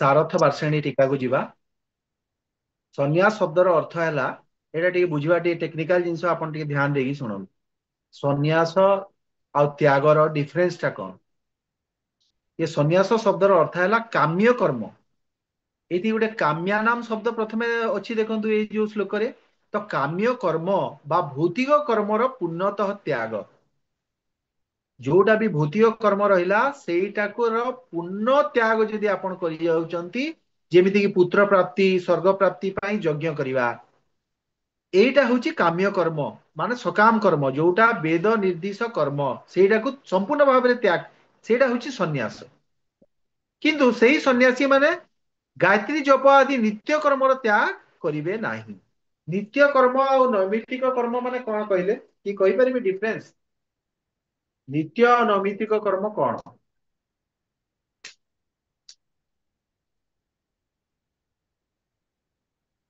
देखो नित्य कर्म माने हैला जोटा आपण ए जन्म केवल नुह जन्म जन्मांतरे जो कर्म आपण उद्दिष्ट से कर्म नित्य कर्म आपण भगवान कर हरे कृष्ण महामंत्र जप करिवे भगवान सेवा करिवे नवधा भक्ति करिवे एटा जीवर होची नित्य कर्म नैमित्तिक कर्म माने ए शरीर धारण करिया पई आपण गोटे कर्म करूचंदी प्रत्येक जन्म रे आपण किछि ना किछि कर्म करले सेटा चेंज हे जीवो किंतु नित्य कर्मटा जोटा होची सेटा आपण परम लक्ष्य जोटा साधन होची सेटा होची नित्य कर्म तो आप एई सन्यासी माने कोन करूचंदी ए माने बाकी ସବୁ ସକାମ କର୍ମର ତ ସମ୍ପୂର୍ଣ୍ଣ ରୂପେ ତ୍ୟାଗ କରିଦଉଛନ୍ତି କିନ୍ତୁ ଏଇ ନିତ୍ୟ କର୍ମକୁ ଯୋଉ ତ୍ୟାଗ କରିବା ହରେକୃଷ୍ଣ ପାଇଁ ପ୍ରଭୁଜୀ ମନା କରାଯାଇଛି ହରେକୃଷ୍ଣ ପ୍ରଭୁଜୀ ଯୋଉ ବର୍ଣ୍ଣାଶ୍ରମରେ ଯୋଉ 4ଟା କର୍ମ ଦିଆ ହେଇଛି ନା ସେଟା କର୍ମ ନୁହେଁ କି ନିତ୍ୟ କର୍ମ କୋଉଟା ବ୍ରାହ୍ମଣ କୋଉଟା ମାନଙ୍କ ପାଇଁ ପୂଜା କରିବା ବୁଝିଲେ ହଁ କ୍ଷତ୍ରିୟ ମାନେ ଯୁଦ୍ଧ କରିବା ହଁ ସେଇଟା ମୁଁ କହିଲି ପ୍ରଭୁଜୀ କି ହୁଁ ଯୋଉ ନିତ୍ୟ କର୍ମରେ ଆପଣଙ୍କର ଆଧ୍ୟାତ୍ମିକ ଉନ୍ନତି ହେଉଛି ବ୍ରାହ୍ମଣ ମାନଙ୍କର ଯୋଉଟା ସକାମ କର୍ମଟା ସେଇ କର୍ମଟା କଣ ସେଥିରେ ତାଙ୍କର ଭରଣ ପୋଷଣ ଯଦି ହେଲା ସେଇଟା ନୈମିତିକ ହେଇଗଲା ଆଉ ଯୋଉଟା ଆଧ୍ୟାତ୍ମିକ ଉନ୍ନତି ପାଇଁ ହେଉଛି ଯେମିତି ଗାୟତ୍ରୀ ମନ୍ତ୍ର ଜପ ବ୍ରାହ୍ମଣ ମାନେ କରୁଛନ୍ତି କି ନାଇଁ ଗାୟତ୍ରୀ ମନ୍ତ୍ର ଜପ ତ ସେଇଟା ହେଇଗଲା ଆପଣଙ୍କ ନିତ୍ୟ କର୍ମ ଆଉ କୋଉ ଗୋଟେ ଯଜମାନ ଠୁ କିଛି ତାର ମଙ୍ଗଳ ଉଦ୍ଦେଶ୍ୟରେ କିଛି ଦକ୍ଷିଣା ପ୍ରାପ୍ତ କରିକି ଯୋଉ କର୍ମ କଲେ ସେଇଟା ହଉଛି ସକାମ କର୍ମ ବୁଝିପାରିଲେ ତ କିନ୍ତୁ ଏଇଟା ଆପଣ ବୁଝିପାରିଲେ ସନ୍ନ୍ୟାସ ଟା କଣ ଏବେ ତ୍ୟାଗ କଥା ଶୁଣନ୍ତୁ କିନ୍ତୁ ତ୍ୟାଗର ଅର୍ଥ ସବୁ ପ୍ରକାର କର୍ମର ତ୍ୟାଗ ନ କରି କର୍ମର ଫଳକୁ ତ୍ୟାଗ କରିବା ବୁଝିପାରିଲେ ଦିଟା ଯାକ ସମାନ ସନ୍ନ୍ୟାସୀ ବି କର୍ମର ଫଳକୁ ସେ ମାନେ ତ୍ୟାଗ କରୁଛି ସେ ବି ସେ କର୍ମକୁ ବି ତ୍ୟାଗ କରିଦେଇଛି ସନ୍ନ୍ୟାସୀ କର୍ମର ଫଳକୁ ବି ସେ ତ୍ୟାଗ କରୁଛି କିନ୍ତୁ ଏଇ ତ୍ୟାଗ କଥା ଯୋଉଟା କୁହାଗଲା ଏଇଥିରେ କର୍ମ ତ କରାଯାଉଛି କିନ୍ତୁ କର୍ମର ଫଳକୁ ତ୍ୟାଗ କରାଯାଉଛି ବୁଝିପାରିଲେ ପ୍ରଭୁ ହରେକୃଷ୍ଣ ବିନା ପ୍ରଭୁ ଫଳ ଏଟା ଆଜ୍ଞା ସନ୍ନ୍ୟାସୀ ଆମର ଗୃହ ତ୍ୟାଗ କରନ୍ତି ପ୍ରଭୁ ଆଜ୍ଞା ତାଙ୍କର ସେଟା ଏକ୍ସଟ୍ରା ହେଲା ନା ହଁ ସନ୍ନ୍ୟାସୀ ମାନେ ତ ଗୃହ ତ୍ୟାଗ କରିବେ ନା ତ୍ୟାଗୀ ଯିଏ ତ୍ୟାଗ କରିବ ସେ ଗୃହ ତ୍ୟାଗ ବି କରି ନ ପାରେ ଏଇଥିରେ କଣ ମାନେ କୋଉଟା ବୁଝିବା ପାଇଁ ଆପଣ ଚାହୁଁଛନ୍ତି ସେଇଟା ମତେ କୁହନ୍ତୁ ମୁଁ ଟିକେ ନାଇଁ ନାଇଁ ସେଇଟା ତ୍ୟାଗ ମାନେ ବୁଝିପାରିନି ତ୍ୟାଗ ମାନେ ଆମେ ଘରେ ଥାଇକିରି ତ୍ୟାଗ କରିପାରବା କିନ୍ତୁ ସନ୍ନ୍ୟାସୀ ମାନେ ଗୃହ ବି ତ୍ୟାଗ କରିବେ ସେମାନେ ତାଙ୍କର ଏକ୍ସଟ୍ରା ହେଲା ହଁ ଗୃହ ସେଇ ତ ତ୍ୟାଗ ପୁରା କରିବେ ସବୁ ତ୍ୟାଗ କଲେ ଭୂତ ପ୍ରକୃତିର ଯାହା ତାଙ୍କୁ ଆଚରଣ ସେ ସବୁ ତ୍ୟାଗ କରିଦେଲେ ବାସ୍ ବାସ୍ ବାସ୍ ବାସ୍ ଗୃହସ୍ଥ ଗୋଟେ ବୈଷ୍ଣବଟେ ଘର ଭିତରେ ଥାଇକିରି ବି ସବୁ କର୍ମ ଫଳକୁ ତ୍ୟାଗ କରିଦେଲା ସନ୍ନ୍ୟାସୀ ମାନେ ଆଉ ଗୋଟେ ଷ୍ଟେପ ଆଗକୁ ଯାଇକିରି ସେମାନେ କଣ କଲେ ଗୃହ ବି ତ୍ୟାଗ କରିଛନ୍ତି ବୁଝିପାରିଲେ ତ ବିନା ଫଳ ଇଚ୍ଛାରେ କରାଯାଉଥିବା କର୍ମ ତ୍ୟାଗ ଅଟେ ଏପରି ନିତ୍ୟ କର୍ମ ଯାହା ବେଦରେ ବର୍ଣ୍ଣିତ ଯେଉଁଥିରେ କିଛି ଫଳ ପ୍ରାପ୍ତି ହୁଏ ବା ପାପରୁ ମୁକ୍ତି ଆଦି ମିଳେ ସେଇଟା ଖାଲି ସେଇ ଟାଇପ ର ଏଇଟା ସେଇଟାକୁ ତ୍ୟାଗ କୁହାଗଲା ଅର୍ଥାତ୍ ସନ୍ନ୍ୟାସର ଅର୍ଥ ବିନା ଫଳ ଇଚ୍ଛାରେ କେବଳ ଗାୟତ୍ରୀ ଆଦି ନିତ୍ୟ କର୍ମ କରିବା ଆଉ ସକାମ କର୍ମକୁ ସମ୍ପୂର୍ଣ୍ଣ ତ୍ୟାଗ କରିବା ଏବଂ ତ୍ୟାଗର ଅର୍ଥ ସବୁ କର୍ମ କରିବା କିନ୍ତୁ କର୍ମ ଫଳ ତ୍ୟାଗ କରିବା ବୁଝିପାରିଲେ କିଛି ଡାଉଟ ଏଇ ଶ୍ଲୋକରେ ଯିଏ କେହି ବି ଆପଣଙ୍କୁ ପଚାରିବ ସନ୍ନ୍ୟାସ ଆଉ ତ୍ୟାଗର ଅର୍ଥ କଣ ମାନେ ଆପଣ ଡିଫରେନ୍ସିଏସନ ଟା ଜାଣିପାରିଲେ ତ ଗୋଟେ ଲୋକ କର୍ମର ଫଳ ତ୍ୟାଗ କରୁଛି କିନ୍ତୁ କର୍ମ କରୁଛି ଆଉ ଗୋଟେ ଲୋକ କର୍ମ କରୁନାହିଁ କିମ୍ବା କର୍ମର ଫଳକୁ ବି ଆଶା କରୁନାହିଁ ଆଚ୍ଛା ଏଇଠି ଆମେ ଗୋଟେ ଜିନିଷକୁ ଆମେ ଛାଡିଦେଲେ କଣ କହିଲେ ଶ୍ଲୋକ ବିଭାଗ ଟା ପଢିଲେନି ଏଇ ଯୋଉ ଆମେ ପଢୁଛେ 18 ଅଧ୍ୟାୟରେ ଶ୍ଲୋକ ବିଭାଗ ସେଇଥିରେ ଏଇଥିରେ କମ ସେ କମ 11ଟା ବିଭାଗ ଅଛି ମାନେ ଟିକେ ଆପଣ ଶୁଣି ଦିଅନ୍ତୁ ବିଭାଗ ଟା ଟିକେ ଜାଣିଲେ କଣ ହବ କି ଆପଣଙ୍କୁ ମାନେ ମାନେ ବୁଝିବା ପାଇଁ ସୁବିଧା ହବ 18(1) ରୁ 18(12) ପର୍ଯ୍ୟନ୍ତ ସେଇଟା ହଉଛି ଆପଣଙ୍କର କର୍ମ ବିଭାଗ ମାନେ କର୍ମ ବିଷୟରେ ଭଗବାନ କହିବେ ସନ୍ନ୍ୟାସୀ ମାନେ କର୍ମ ତ୍ୟାଗ ନ କରି କର୍ମ ଫଳ ତ୍ୟାଗ କରିବା ଉଚିତ ଇତ୍ୟାଦି କଥା ସବୁ କହିବେ 1 ରୁ 12 ପର୍ଯ୍ୟନ୍ତ ତାପରେ 13 ରୁ 18 ଜ୍ଞାନ ବିଭାଗ ଆସିବ 18 ଆଉ ତାପରେ 19 ରୁ 40 ସମସ୍ତ କର୍ମ ତ୍ରିଗୁଣ ଦ୍ଵାରା ସମ୍ପାଦିତ ବୋଲିକିରି କୁହାଯିବ 41 ରୁ 48 ବୃତ୍ତିଗତ କର୍ମର ପ୍ରତିକ୍ରିୟାରୁ କେମିତି ମୁକ୍ତି ହବ ସେଇଟା କୁହାଯିବ ଆଉ ପ୍ରଭୁ 49 ରୁ ପ୍ରଭୁ 18 19 ରୁ 40 କଣ କୁହାଯିବ 19 ରୁ ଆପଣଙ୍କର 40 ସମସ୍ତ କର୍ମ ତ୍ରିଗୁଣ ଦ୍ଵାରା ସଞ୍ଚାଳିତ ବୋଲି କୁହାଯିବ ବୁଝିଲେ ତାପରେ 41 ରୁ 48 ବୃତ୍ତିଗତ କର୍ମର ପ୍ରତିକ୍ରିୟାରୁ କେମିତି ମୁକ୍ତି ମିଳିବ ସେଇଟା କୁହାଯାଉଛି 49 ରୁ 55 ନିଷ୍କାମ କର୍ମ ଯୋଗରେ ଆପଣ ନିଷ୍କାମ କର୍ମ ଯୋଗ ପ୍ରଥମେ ତାପରେ ଜ୍ଞାନ ଯୋଗକୁ ଯିବେ ତାପରେ ବ୍ରହ୍ମ ମୁକ୍ତି ପାଇବା ପାଇଁ ଇଚ୍ଛା କରିବେ ଆଉ ଲାଷ୍ଟକୁ ଭକ୍ତି ଯୋଗକୁ କେମିତି ସର୍ବଶ୍ରେଷ୍ଠ ବୋଲି ପ୍ରତିପାଦନ କରାହେଇଛି तापरे 56 ରୁ 60 भक्ति जोगरे कौन कर्म करिवे 61 ରୁ 63 आत्मार परमात्मा ठारे समर्पण 64 ରୁ 66 श्रीकृष्ण ठारे शुद्ध भक्ति कथा कहुव 67 ରୁ 74 भगवत गीतार अध्ययन और प्रचार कथा कहुव तापरे 72 और 73 दीटा श्लोक गीता बाणी रे अर्जुन पूर्ण समर्पित हो आ 74 ରୁ 78 संजय रोमांचित हो शेष जो मतटा देवे तो एबे आमे जोटा पढ़ुचे 1 ରୁ आपण सेटा लेखिया पई चाहुतिले कि निताई प्रभु ହଁ ପ୍ରଭୁ मु सेटा ଲେଖିବାକୁ ଚାହୁଁଥିଲେ एथिरे पठेइ देबी आपनकर एथिरे ହଁ ହଁ पठेइ देबी ଠିକ ଅଛି ଠିକ ମୁଁ ଆପଣଙ୍କୁ ପଠେଇ ଦେବି କିଛି ଅସୁବିଧା ନାହିଁ ହଁ ଠିକ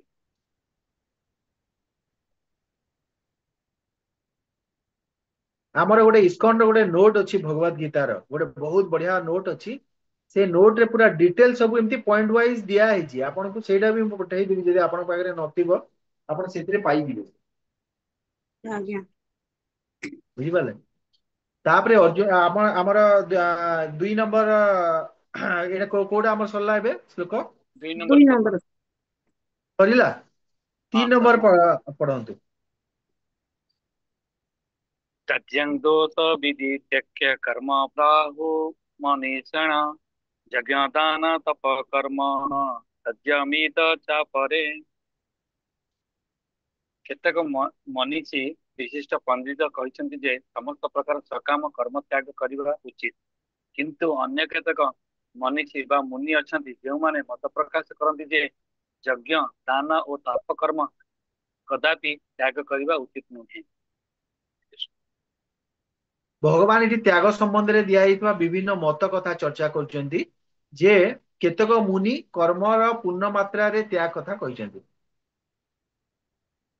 କେତେକ ମୁନି ଋଷି କହୁଛନ୍ତି ନାଇଁ ନାଇଁ କର୍ମ ପୁରା ତ୍ୟାଗ କରିଦିଅ କାହିଁକି କର୍ମ ତ୍ୟାଗ କରିଦିଅ ନାଇଁ ଏଥିରେ ପାପ ଅଛି ମାନେ କୌଣସି ନା କୌଣସି ହିଂସା ଅଛି ଆପଣ କର୍ମ କଲା ମାତ୍ରକେ କିଛି ନା କିଛି ହିଂସା କରିବାକୁ ପଡିବ ସେଥିପାଇଁ କର୍ମର ସମ୍ପୂର୍ଣ୍ଣ ତ୍ୟାଗ କରିଦିଅ ବୋଲି କହୁଛନ୍ତି ଯଥା ପଶୁମେଧ ଯଜ୍ଞ କିନ୍ତୁ ଅନ୍ୟ କେତେକ ମୁନି କହୁଛନ୍ତି ଯେ ଶାସ୍ତ୍ରରେ ବର୍ଣ୍ଣିତ ଯଜ୍ଞ ଦାନ ଓ ତପ ଆଦି କେବେ ବି ତ୍ୟାଗ କରିବା ଉଚିତ ନୁହଁ ଭଗବାନ ପ୍ରଥମେ ଏଇ ଶ୍ଲୋକରେ କହିଲେ ଯେ ଅଲଗା ଅଲଗା ମୁନି ମାନେ କଣ ମତ ପ୍ରଦାନ କରୁଛନ୍ତି ଏବେ ତାପରେ ଭଗବାନ କଣ କହିବେ ଭଗବାନଙ୍କର ମତ କଣ ସେଇଟା କହିବେ ବୁଝିପାରିଲେ निश्चयं श्लोक 4 निश्चयं शृणु मे तत्र त्यागे भरत सत्तम त्यागो हि पुरुष व्याघ्र त्रिविध संप्रकीर्तितः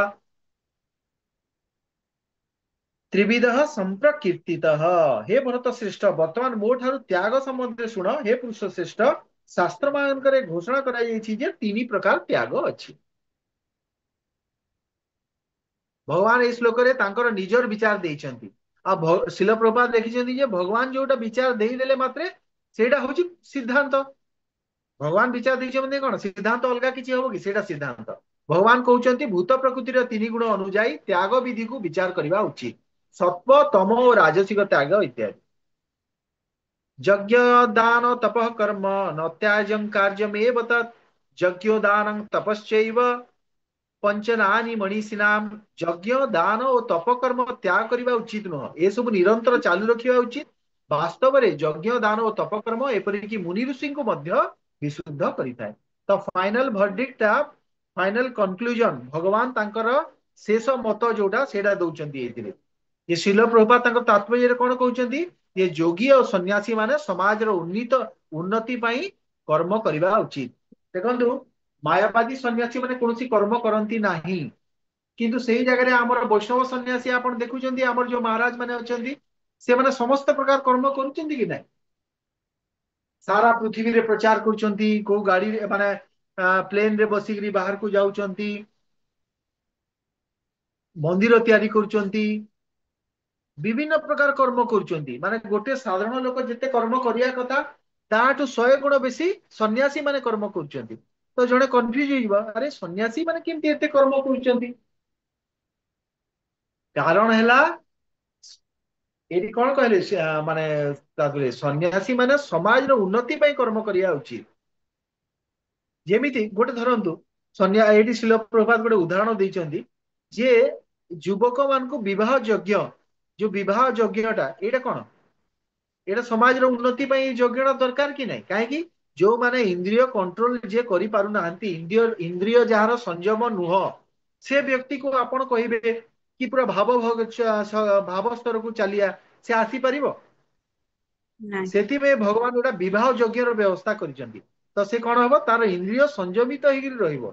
ସେ ଗୋଟେ ବିବାହ କରିବ, ଆଉ ସେ ବିବାହ ଯଜ୍ଞ ଦ୍ଵାରା ଯୋଉ ସ୍ତ୍ରୀ ବା ପୁରୁଷ ଗ୍ରହଣ କରାଯାଉଛି, ସେତିକିରେ ମାତ୍ର ସେମାନେ ଇନ୍ଦ୍ରିୟ ସଂଯମ କରିକି ସେମାନେ ରହିଲେ।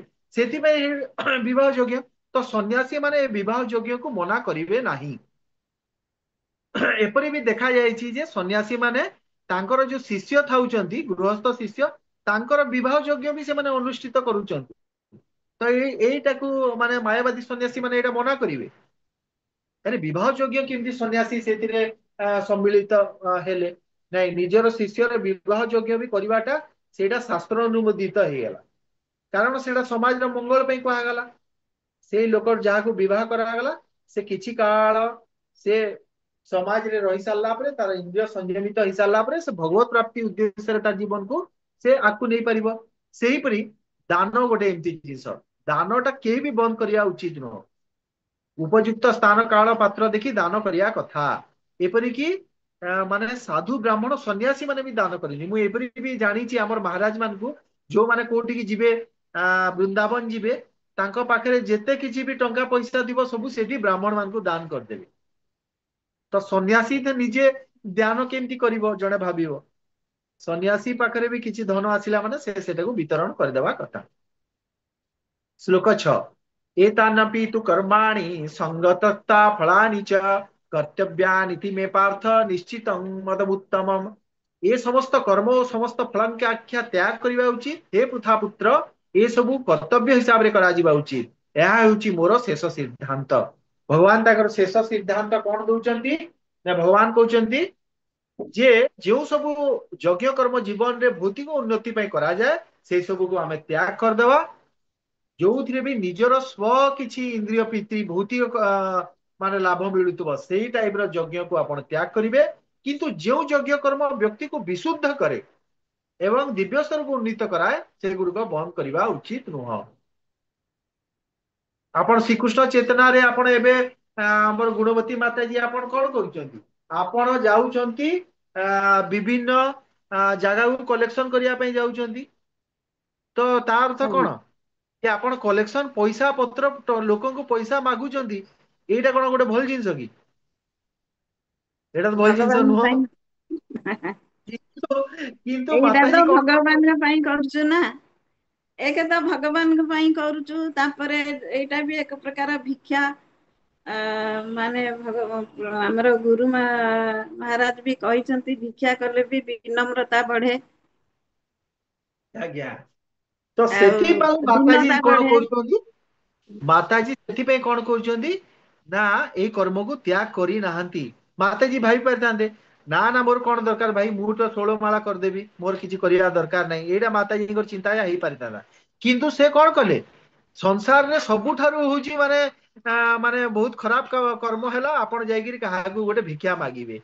ହଁ, ସେଇ କର୍ମଟା ଯେତେବେଳେ କୃଷ୍ଣ ଚେତନା ପାଇଁ ହେଇଗଲା, ସେଇଟା ସର୍ବଶ୍ରେଷ୍ଠ କର୍ମ ହେଇଗଲା। ତ ସନ୍ନ୍ୟାସୀ ମାନେ ବି ସେଇ ଯାଇକିରି ଭିକ୍ଷା କର୍ମ ଭିକ୍ଷା ବୃତ୍ତି କରୁଛନ୍ତି। ବୁଝିପାରିଲେ? ଭଗବାନଙ୍କ ନିମିତ୍ତ ଆପଣ ପ୍ରସାଦ ପାକ ନିର୍ମାଣ କରୁଛନ୍ତି, ତ ଭଗବାନଙ୍କୁ ଅର୍ପଣ କରୁଛନ୍ତି। ଏଇଟା ହଉଛି ଦିବ୍ୟ କର୍ମ। ଏଇଟା ଭଗବତ ସମ୍ବନ୍ଧୀୟ କର୍ମର ତ୍ୟାଗ କରିବା ଉଚିତ ନୁହଁ ବୋଲି ଭଗବାନ କହିଛନ୍ତି। ବୁଝିପାରିଲେ? କଥାରେ ଅଛି, ସନ୍ନ୍ୟାସୀ ମାନେ ନିଜ ପାଇଁ ରନ୍ଧନ କରିବା ଉଚିତ ନୁହଁ। କୌଣସି ମାୟାବାଦୀ ସନ୍ନ୍ୟାସୀ ରନ୍ଧନ କରିବେ ନାହିଁ, କିନ୍ତୁ ଆମର ବୈଷ୍ଣବ ସନ୍ନ୍ୟାସୀ ମାନେ ରନ୍ଧନ କର୍ମ ବି କରିବେ, ଦରକାର ପଡିବ, କରୁଛନ୍ତି ବି। କାହିଁକି? ସେଟା ଭଗବାନଙ୍କ ପାଇଁ ରନ୍ଧନ କରାହଉଛି। କୁହାହେଇଛି ନା ପୂର୍ବରୁ କି ଆଉ ଆମେ ଯୋଉ ଯଦି ସବୁ ଆଜ୍ଞା କଣ ଆମେ କହିଲେ? ଯୋଉ ସବୁ ପ୍ରଭୁ ଆମେ ଯୋଉ ସବୁ କାମ କରିବା କୃଷ୍ଣ ଚେତନା ପାଇଁ, ସେ ସବୁ ଆମର ମାନେ ଆମେ କରିପାରିବା ନା। ମତଲବ ଯେମିତି ଆପଣ ହଁ, ଯୋଉ କହିଲେ, କୃଷ୍ଣ ଯେମିତି ମାତାଜୀ ଯେମିତି ବର୍ତ୍ତମାନ ଯୋଉ ଭିକ୍ଷା କରୁଛନ୍ତି, ସେଟା କଣ ତାଙ୍କର ତାଙ୍କ ନିଜ ସ୍ୱାର୍ଥ ପାଇଁ ନୁହେଁ। ସେ କଣ କରୁଛନ୍ତି? କୃଷ୍ଣ ଚେତନା ପାଇଁ, କୃଷ୍ଣ ଭଗବାନଙ୍କ ଆଜ୍ଞା। ପ୍ରୀତ୍ୟର୍ଥ ପାଇଁ ଯୋଉ କରୁଛନ୍ତି, ସେଇଟା ମାନେ ସବୁ ଚଳିବ ନା ସେଇଟା ପାଇଁ। ଯୋଉ ବି କର୍ମ ଆପଣ କୃଷ୍ଣଙ୍କ ପାଇଁ କଲେ, ସେଟା ଦିବ୍ୟ ହେଇଗଲା। ଦିବ୍ୟ ଏଇଟା ହେଇଗଲା। ହଁ। ଶାସ୍ତ୍ର ଭଗବତ ଗୀତାରେ ଏଇଟା କୁହାଯାଉଛି। ହଁ। ଏଇଟା ଆମେ ବୁଝିବା କଥା।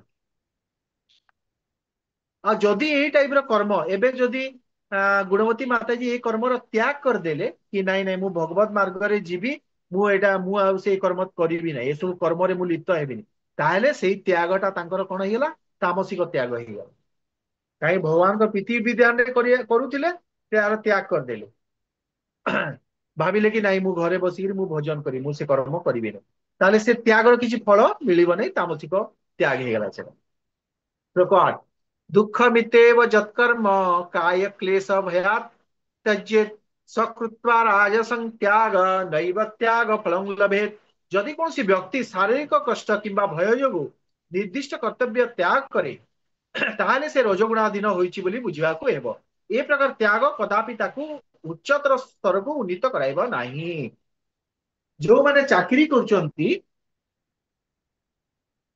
जो माने चाकरी करचंती से माने कोन भाबु माने से माने कंफ्यूजन रे रहिबा कथा नुह वैष्णव माने भी चाकरी करिले किछि असुविधा नै एठी भगवान क्लियरली कहउचंदी शिल प्रभुपा तांकर तात्पर्य कोन लिखिचंदी जो व्यक्ति कृष्ण भावना रे अछि से अर्थ रोजगार कले जे सकाम कर्म रे जे लिप्त होई जाउछि ए आशंका करिबा उचित नुह माने जदि जने सकाम कर्म रे किछि पैसा माने इनकम करूछि कोनसी व्यक्ति से भक्त हेग्री केमती एमती करूछि ताको प्रश्न हमें पचारि परिबा नै सेटा शास्त्र सम्मत से कोन करिवो सेति से अर्थ रोजगार त्याग करिवो नै से व्यक्ति से अर्जित अर्थ को से भगवान कृष्ण सेवा से विनियोग कर पारला ताहले धरा जीव से कृष्ण चेतना रे अग्रगति करूची बोली कि सेबरी भयर बा कष्ट रे आमे देखंतु सकाळू जदि आमे उठी न पारिबा आमे रजोगुणाधीन हो गले सेटा को भी सेई टाइप रो त्याग को भी सेटा माने ठीक नुह बुझी पारले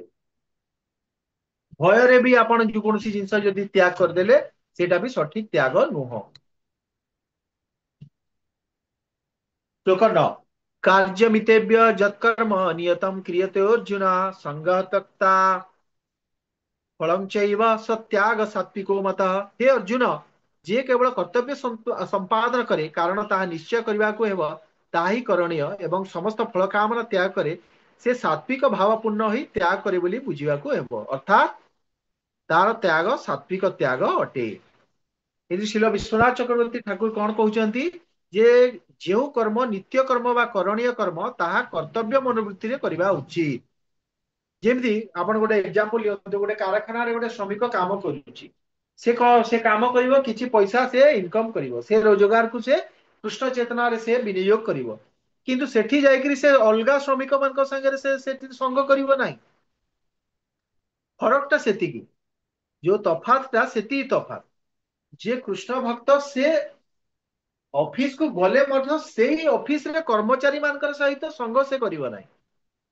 से तार कर्म करिवो जो टंका रोजगार कला कृष्णकर उद्देश्य रे एड कर तापरे श्लोक 10 रे आमे न द्वेष्टं कुशलं कर्म कुशले नानु स्वन्नते त्यागी सत्व समाविष्टो मेधा विच्छिन्न संशय जो माने अशुभ कर्म को घृणा करंती नाही किंबा सत्व गुण स्थित शुभ कर्म प्रति आसक्ति होंती नाही से माने कर्म संबंध रे संशयहीन अटंती अर्थात से माने सेमानकर कर्म संबंध रे संदेह न थाए जदि जने कृष्ण चेतनशील व्यक्ति ठंडा दिन रे धरंतु से ब्रह्म मुहूर्त रे स्नान कला ता शरीर रे कष्ट हैला कष्ट जदि ही गला सेति में सेटा घृणा करिवनी अरे बाप रे एते कष्ट केमती मु सकाळू उठिबी किंबा खरा दिन रे से ठंडा पानी रे गाधौची सेतिरे आनंद प्राप्त करूची तो से कोन करबो एमिति ठंडा पानी रे आनंद प्राप्त करिवि एतिरे आसक्ति हे जीवनी दीटा जिंस प्रतिकूल और अनुकूल उभय परिस्थिति रे से केवल कृष्ण कर्म ही करे सेतिरे घृणा और आसक्ति रो कोनोसी प्रश्न न थाए बुझि पारले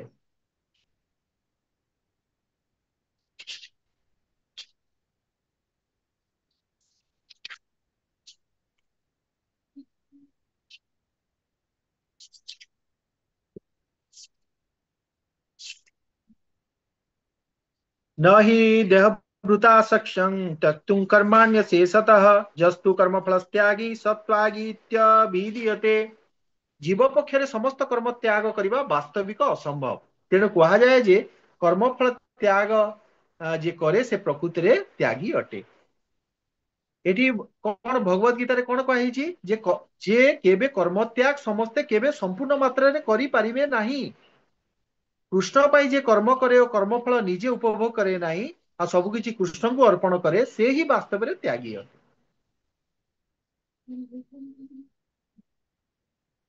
ତ୍ୟାଗୀ ପ୍ରକୃତ ତ୍ୟାଗୀ ସେ ଯେ ସବୁ କର୍ମ କୃଷ୍ଣ ଭାବନା ପାଇଁ ସେ କରିବ କିନ୍ତୁ କର୍ମ ଫଳରେ ସେ ଆଶା ରଖିବ ନାହିଁ। ଜଣେ କହିବ ନାଇଁ ମୁଁ ମାନେ ଟୋଟାଲି କର୍ମ ହିଁ କରିବିନି, ନାଇଁ କୃଷ୍ଣ କର୍ମ ଯଦି ଆପଣ ଛାଡିଦେଲେ ତାହେଲେ ଆପଣଙ୍କର ଭକ୍ତି ଆପଣଙ୍କର ପୁଷ୍ଟ ହେଇପାରିବ ନାହିଁ। ଅନୁକୂଳସ୍ୟ ପ୍ରତିକୂଳସ୍ୟ ବର୍ଜନମ୍। ଅନୁକୂଳସ୍ୟକୁ ଗ୍ରହଣ କରିବେ, ଯୋଉଟା ଅନୁକୂଳ ସେଟାକୁ ଗ୍ରହଣ କରିବେ, ପ୍ରତିକୂଳକୁ ବର୍ଜନ କରିବେ। ଅନିଷ୍ଟମିଷ୍ଟ ମିଶ୍ରମ ଚ ତ୍ରିବିଧଂ କର୍ମଣ ଫଳ ଭବତ୍ୟାଗିନାଂ ପ୍ରେତ୍ୟ ତୁ ନ ତୁ ସନ୍ନ୍ୟାସିନା କ୍ୱଚିତ୍। ଯେଉଁମାନେ ତ୍ୟାଗୀ ନୁହନ୍ତି ସେମାନେ ମୃତ୍ୟୁ ପରେ କର୍ମର ତ୍ରିବିଧ ଫଳ ଅନିଷ୍ଟ ଇଷ୍ଟ ଓ ମିଶ୍ର ଫଳ ଭୋଗ କରନ୍ତି, କିନ୍ତୁ ଯେଉଁମାନେ ତ୍ୟାଗୀ ବା ସନ୍ନ୍ୟାସୀ ସେମାନେ ଏ ପ୍ରକାର କର୍ମର ଫଳ ଭୋଗ କରନ୍ତି ନାହିଁ, ଅର୍ଥାତ୍ କର୍ମଫଳ ଜନିତ ସୁଖ ଦୁଃଖ ଭୋଗ ନାହିଁ। ଭାବାର୍ଥରେ ଦେଖନ୍ତୁ ମାତ୍ର ଦିଟା ସେଣ୍ଟେନ୍ସ ଅଛି, ପଢି ଦଉଛି।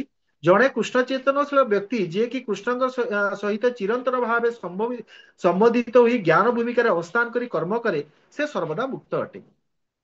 ସେ ମୃତ୍ୟୁ ପରେ ସେ ତାର କର୍ମଫଳ ଭୋଗ କରେ ନାହିଁ, ଅର୍ଥାତ୍ ସୁକର୍ମ ଯୋଗୁ ବା ଦୁଷ୍କର୍ମ ଯୋଗୁ ଦୁଃଖ ଭୋଗ କରେ ନାହିଁ। ଏଇଟା ଗୋଟେ ବହୁତ ସିମ୍ପଲ ଜିନିଷ। ଦେଖନ୍ତୁ ଆପଣ ଯଦି ଆପଣଙ୍କ ଚେତନାରେ ଯଦି କୃଷ୍ଣ ଚେତନାରେ ଅଛନ୍ତି ଆପଣ କୌଣସି ଯାହା ବି କରନ୍ତୁ, ପୃଥିବୀ ପୃଷ୍ଠରେ ଆରାମ ସେ ବିଚରଣ କରନ୍ତୁ, ଆପଣଙ୍କର କିଛି କ୍ଷତି ନାହିଁ। କୌଣସି ବି କର୍ମ କରନ୍ତୁ, ଆପଣଙ୍କ ଚେତନାରେ ଆପଣ କୃଷ୍ଣ ଚେତନଶୀଳ ନା। କିନ୍ତୁ ଯୋଉ ମୁହୂର୍ତ୍ତରେ ଆପଣ ଚାକିରି କଲେ ଆଉ ସେ ପଇସାରେ ଆସକ୍ତ ହେଇଗଲେ ତାହେଲେ ସେ ମୁହୂର୍ତ୍ତରେ ଫେର କର୍ମଫଳ ବାନ୍ଧି ହେଇଗଲା। କିନ୍ତୁ ଆପଣ ଯଦି ଭାବୁଛନ୍ତି ନା ମୁଁ ମାନେ ଆପଣ ଚାକିରି କରିକି ଲକ୍ଷ ଲକ୍ଷ କୋଟି କୋଟି ବି ଇନକମ କରନ୍ତୁ, ସେ ପଇସା ଆସିଲା ଆସକ୍ତି ନାହିଁ, ଆପଣ ସାଙ୍ଗେ ସାଙ୍ଗେ ବୈଷ୍ଣବ ମାନଙ୍କ ପାଇଁ ଖର୍ଚ୍ଚ କଲେ। ନୋ ଡାଉଟ ପରିବାର ହିଁ ହଉଛନ୍ତି କଣ, ଏଇଟା କୃଷ୍ଣଙ୍କର ପରିବାର, ତାଙ୍କ ସେବାରେ ଆପଣ ଭାବିଲେ ମୁଁ କିଛି ପଇସା ଖର୍ଚ୍ଚ କଲି, ଆପଣଙ୍କ ସବୁ କର୍ମ ଆପଣଙ୍କର ଦିବ୍ୟ ହେଇଗଲା। ଏଇ କଥା ଏଠି କୁହାଯାଉଛି। ସନ୍ନ୍ୟାସୀ ଭଳିଆ ଆପଣଙ୍କର ଜୀବନ ହେଇଗଲା। ପଞ୍ଚୈତାନି ମହାବାହୋ କରଣାନି ନିବୋଧ ମେ ସାଂଖ୍ये କୃତାନେ ପ୍ରୋକ୍ତାନି ସିଦ୍ଧये ସର୍ବକର୍ମଣାମ୍। ହେ ମହାବାହୁ ଅର୍ଜୁନ, କାର୍ଯ୍ୟାନୁଷ୍ଠାନରେ ଯୋଉ 5ଟି କଥା ଅଛି ତାହା ମୋ ଠାରୁ ଶୁଣ। କୌଣସି କାର୍ଯ୍ୟ କରିବା ପାଇଁ ସେଥିରେ 5ଟି କଥା ଥାଏ। ଯେଉଁ କୌଣସି କ୍ରିୟା ଯଦି କରିବେ ତାର ଗୋଟେ ପ୍ରତିକ୍ରିୟା ଅଛି। ତାର କୃଷ୍ଣ ଚେତନଶୀଳ ବ୍ୟକ୍ତି ଯୋଉ ମାନେ କାମ କରୁଛି ତାର କୌଣସି ପ୍ରତିକ୍ରିୟା ନାହିଁ, କାରଣ ହେଲା ସେ ସବୁ କିଛି ଭଗବାନଙ୍କୁ ଅର୍ପଣ କରୁଛି। ତ ଏଇଠି କୁହାଯାଉଛି ଯେ 5ଟି କାରଣ କଣ, ପ୍ରତ୍ୟେକ କ୍ରିୟାରେ 5ଟି କାରଣ ଅଛି। ସେ 5ଟି କାରଣ କଣ, ଭଗବାନ କହିଲେ ଅଧିଷ୍ଠାନ ତଥା କର୍ତ୍ତା କରଣ ଚ ପୃଥକ ବିଧମ ବିବିଧାଶ୍ଚ ପୃଥକ ଚେଷ୍ଟା ଦୈବଂ ଚୈବାତ୍ର ପଞ୍ଚମମ୍। ସାଂଖ୍ୟ ଦର୍ଶନରେ କଣ କୁହାଯାଇଛି ଯେ କୌଣସି ବି ଯୋଉ ଆପଣ କର୍ମ ସଂଗଠିତ ହେଉଛି ସେଥିରେ ପ୍ରଥମେ ଗୋଟେ ସେଇ କାର୍ଯ୍ୟାନୁଷ୍ଠାନର ଗୋଟେ ସ୍ଥାନ ନିରୂପଣ କରିବାକୁ ପଡିବ। ଆପଣ ଦେଖିବେ ସେଥିରେ ଗୋଟେ ସ୍ଥାନ ଅଛି, ଗୋଟେ କର୍ତ୍ତା ଅଛି, ଗୋଟେ ଇନ୍ଦ୍ରିୟ ଗଣ ଅଛନ୍ତି, ମାନେ ଆପଣ ଯୋଉ ଆପଣଙ୍କ ଶରୀରର ଇନ୍ଦ୍ରିୟ ମାନଙ୍କ ସାହାଯ୍ୟରେ ସେ କାର୍ଯ୍ୟ କରୁଛନ୍ତି। ତାପରେ ଆପଣ ଗୋଟେ ଆପଣଙ୍କ ଆଡୁ କିଛି ଗୋଟେ ଚେଷ୍ଟା କରୁଛନ୍ତି। ଏଇ ସବୁ କରି ସାରିଲା ପରେ ବି ଶେଷ ବସ୍ତୁଟି ହେଉଛନ୍ତି ପରମାତ୍ମା। ପରମାତ୍ମାଙ୍କର ଯଦି ମାନେ ସାନ୍ନିଧ୍ୟ ନ ମିଳିଲା ତାହେଲେ କୌଣସି କର୍ମ ସଫଳ ଭାବରେ ହେଇପାରିବ ନାହିଁ। ଏସ ହିଁ ଦ୍ରଷ୍ଟା ସ୍ରଷ୍ଟା, ଏହା ବେଦାନ୍ତ ସୂତ୍ରରେ ମଧ୍ୟ ଏଇଟା କୁହାଯାଇଛି। ମାନେ କର୍ମ କରିବାର ଯନ୍ତ୍ର ହେଲେ ଇନ୍ଦ୍ରିୟ ଗଣ, ଏଇ ଇନ୍ଦ୍ରିୟ ମାନଙ୍କର ସାହାଯ୍ୟରେ ଆତ୍ମା ବିଭିନ୍ନ ପ୍ରକାର କର୍ମ କରେ। ପ୍ରତ୍ୟେକ କର୍ମ ନିମିତ୍ତ ବିଭିନ୍ନ ପ୍ରକାର ଚେଷ୍ଟା ବି ଅଛି, ଆଉ ପ୍ରତ୍ୟେକ ହୃଦୟରେ ଯୋଉ ପରମାତ୍ମା ଅଛନ୍ତି ସେ ହଉଛନ୍ତି ପରମ କାରଣ। ଯେ ପର୍ଯ୍ୟନ୍ତ ପରମାତ୍ମା ଇଚ୍ଛା ନ କରିବେ ଆପଣଙ୍କର କୌଣସି କାର୍ଯ୍ୟ ହେଇପାରିବ ନାହିଁ। ଆଉ ଏବେ ଆମର ଲାଷ୍ଟ ଶ୍ଲୋକ ଆଜି ପାଇଁ ଏତିକି ରଖିବା, 8:10 ହେଇଛି। ପ୍ରଭୁ ହଁ, ପ୍ରଭୁ ଏଇ ଯୋଉ କାର୍ଯ୍ୟ କହିଲେ ପାଞ୍ଚ ପ୍ରକାର 5ଟି କଥା ଅଛି କାର୍ଯ୍ୟ, ସେଇଟା ଟିକେ ଆଉଥରେ ଟିକେ ଇଏ କରିବେ। କହୁଛି ପ୍ରଭୁଜୀ,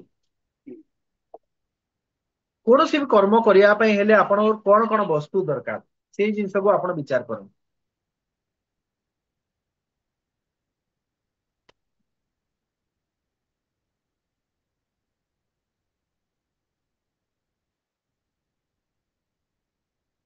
ନିଜର ଉପସ୍ଥିତି ପ୍ରଥମେ,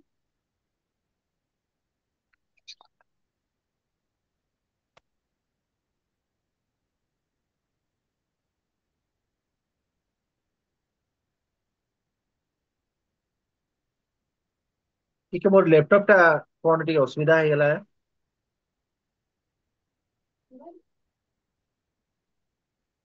ଗୋଟେ ସେକେଣ୍ଡ। ହଁ ଆଜ୍ଞା।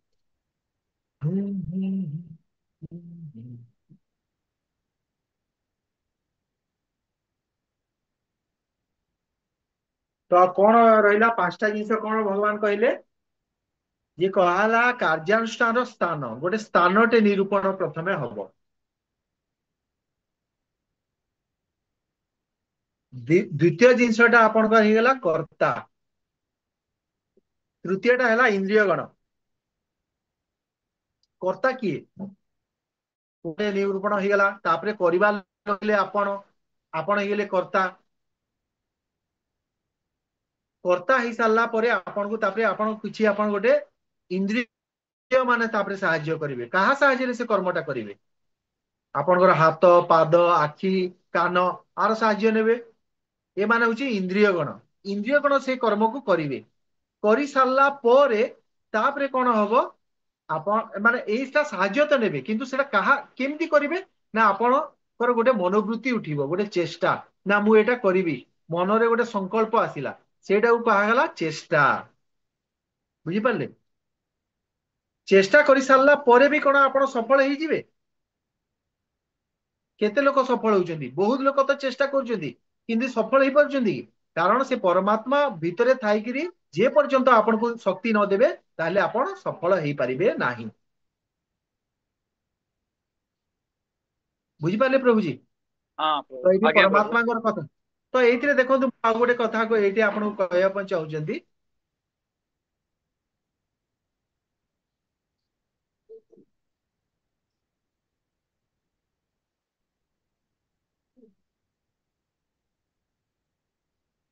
ଆଚ୍ଛା, ଯଦି ଆପଣ ସଫଳ ହେବେ ୟା ନ ହେବେ ଏ ପରମାତ୍ମାଙ୍କ ଉପରେ ରହିଲା, ତାହେଲେ କଣ କୌଣସି ସାଂସାରିକ କର୍ମ ଯଦି ଆପଣ କରୁଛନ୍ତି, ସେଥିରେ ସେଥିରେ ବି ପରମାତ୍ମା ଆପଣଙ୍କୁ ମାନେ ଯେ ପର୍ଯ୍ୟନ୍ତ ଶକ୍ତି ନ ଦେବେ, ତାହେଲେ ଆପଣ ସେ କର୍ମଟା ଆପଣ କରିପାରୁନାହାନ୍ତି। ଏଥିରେ ବି ପରମାତ୍ମାଙ୍କ ଶକ୍ତି ରହିଲା, ଆଉ କୃଷ୍ଣ ଚେତନାରେ ବି ପରମାତ୍ମାଙ୍କର ଶକ୍ତି ରହିଲା। କିନ୍ତୁ ଫରକ ଟା କଣ ଆପଣ ଦେଖନ୍ତୁ, ଯୋଉଠି କୁହାଯାଏ ନା ଭଗବାନଙ୍କର ଇଚ୍ଛାରେ ଆପଣଙ୍କର ଇଚ୍ଛାକୁ ମିଶେଇ ଯିବେ, ସେଇଟା ହଉଛି କୃଷ୍ଣ ଚେତନାରେ କର୍ମ। କିନ୍ତୁ ଆପଣ ଭଗବାନଙ୍କର ଇଚ୍ଛାରେ ଆପଣଙ୍କର ଇଚ୍ଛା ନ ବି ମିଶିଲା, ଭଗବାନ ତ ଆପଣଙ୍କୁ ସାହାଯ୍ୟ କରୁଛନ୍ତି, କିନ୍ତୁ ସେଇଟା କଣ ହବ? ସେଇଟା ଆପଣଙ୍କର ଭଗବାନଙ୍କ ଇଚ୍ଛାରେ ଆପଣଙ୍କର ଇଚ୍ଛା ମିଳିଲା ନାହିଁ। ତ ସେ କର୍ମର ଫଳ କଣ ହବ? ସେଇଟା ଆମେ ଆମର ନିଜର କର୍ମ ହିସାବରେ, ନିଜର ଭାଗ୍ୟ ହିସାବରେ ହବ।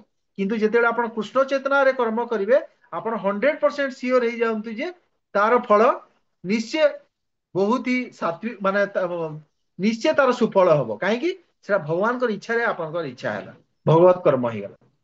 ଏଇ ଡିଫରେନ୍ସ ଟା ଆପଣ ବୁଝନ୍ତୁ। ଲାଷ୍ଟ ଶ୍ଲୋକଟା ଆମେ ପଢିବା, ତାପରେ ଆଜିର ଏଇଠି ରଖିବା ଆମେ।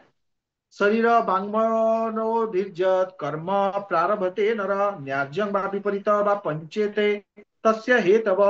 ଶରୀର, ମନ କିମ୍ବା ବାକ୍ୟ ଦ୍ୱାରା ବ୍ୟକ୍ତି ଯୋଉ ବିଧି ସମ୍ମତ ବା ବିଧି ବିରୋଧ କର୍ମ ମାନେ କରେ, ସେ ସବୁ ଉପରୋକ୍ତ 5ଟି କାରଣ ନିହିତ ରହିଥାଏ। ବ୍ୟବହୃତ ନ୍ୟାର୍ଯ୍ୟଂ ଓ ବିପରୀତ ଶବ୍ଦ ବଡ ଅର୍ଥପୂର୍ଣ୍ଣ ଅଟେ। ମାନେ ଏଇ ଶ୍ଲୋକରେ କହିଲେ ଯେ ଏଇ ଯୋଉ ଉପର ବର୍ଣ୍ଣିତ ଯୋଉ ଆମେ 5ଟା ଜିନିଷ କହିଲେ, ଏଇ 5ଟା ଜିନିଷ କାରଣ ବିହିତ ରହିଥାଏ। କଣ ପାଇଁ?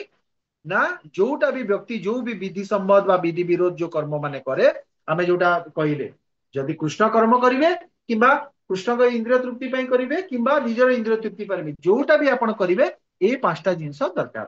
କିନ୍ତୁ ଶ୍ରେଷ୍ଠ କର୍ମ ଯୋଉଟା ହେଇଗଲା, ସେଇଟା ହଉଛି ଆପଣଙ୍କର କୃଷ୍ଣ କର୍ମ।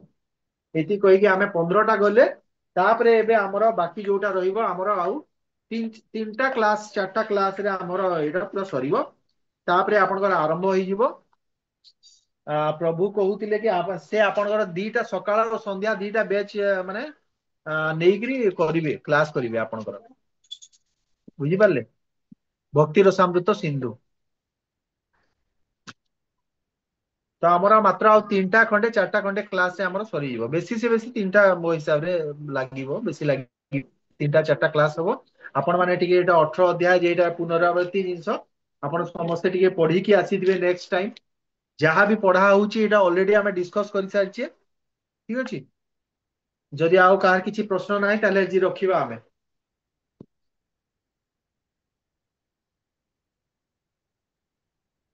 ବାଞ୍ଛା କଳ୍ପତରୁभ୍ୟଶ୍ଚ କୃପା सिन्धुभ्यो एव च पतितानां पावनेभ्यो वैष्णवेभ्यो नमो नमः। तो भक्तमान को चरण रे मोर दंडवत प्रणाम। हरे ଆମର कृष्ण ଆପଣଙ୍କୁ ବି ସମସ୍ତଙ୍କୁ ଆପଣଙ୍କୁ ବି ରାଧା ଆପଣ ଦଣ୍ଡ ମାନେ ପ୍ରଭୁ। ଆପଣ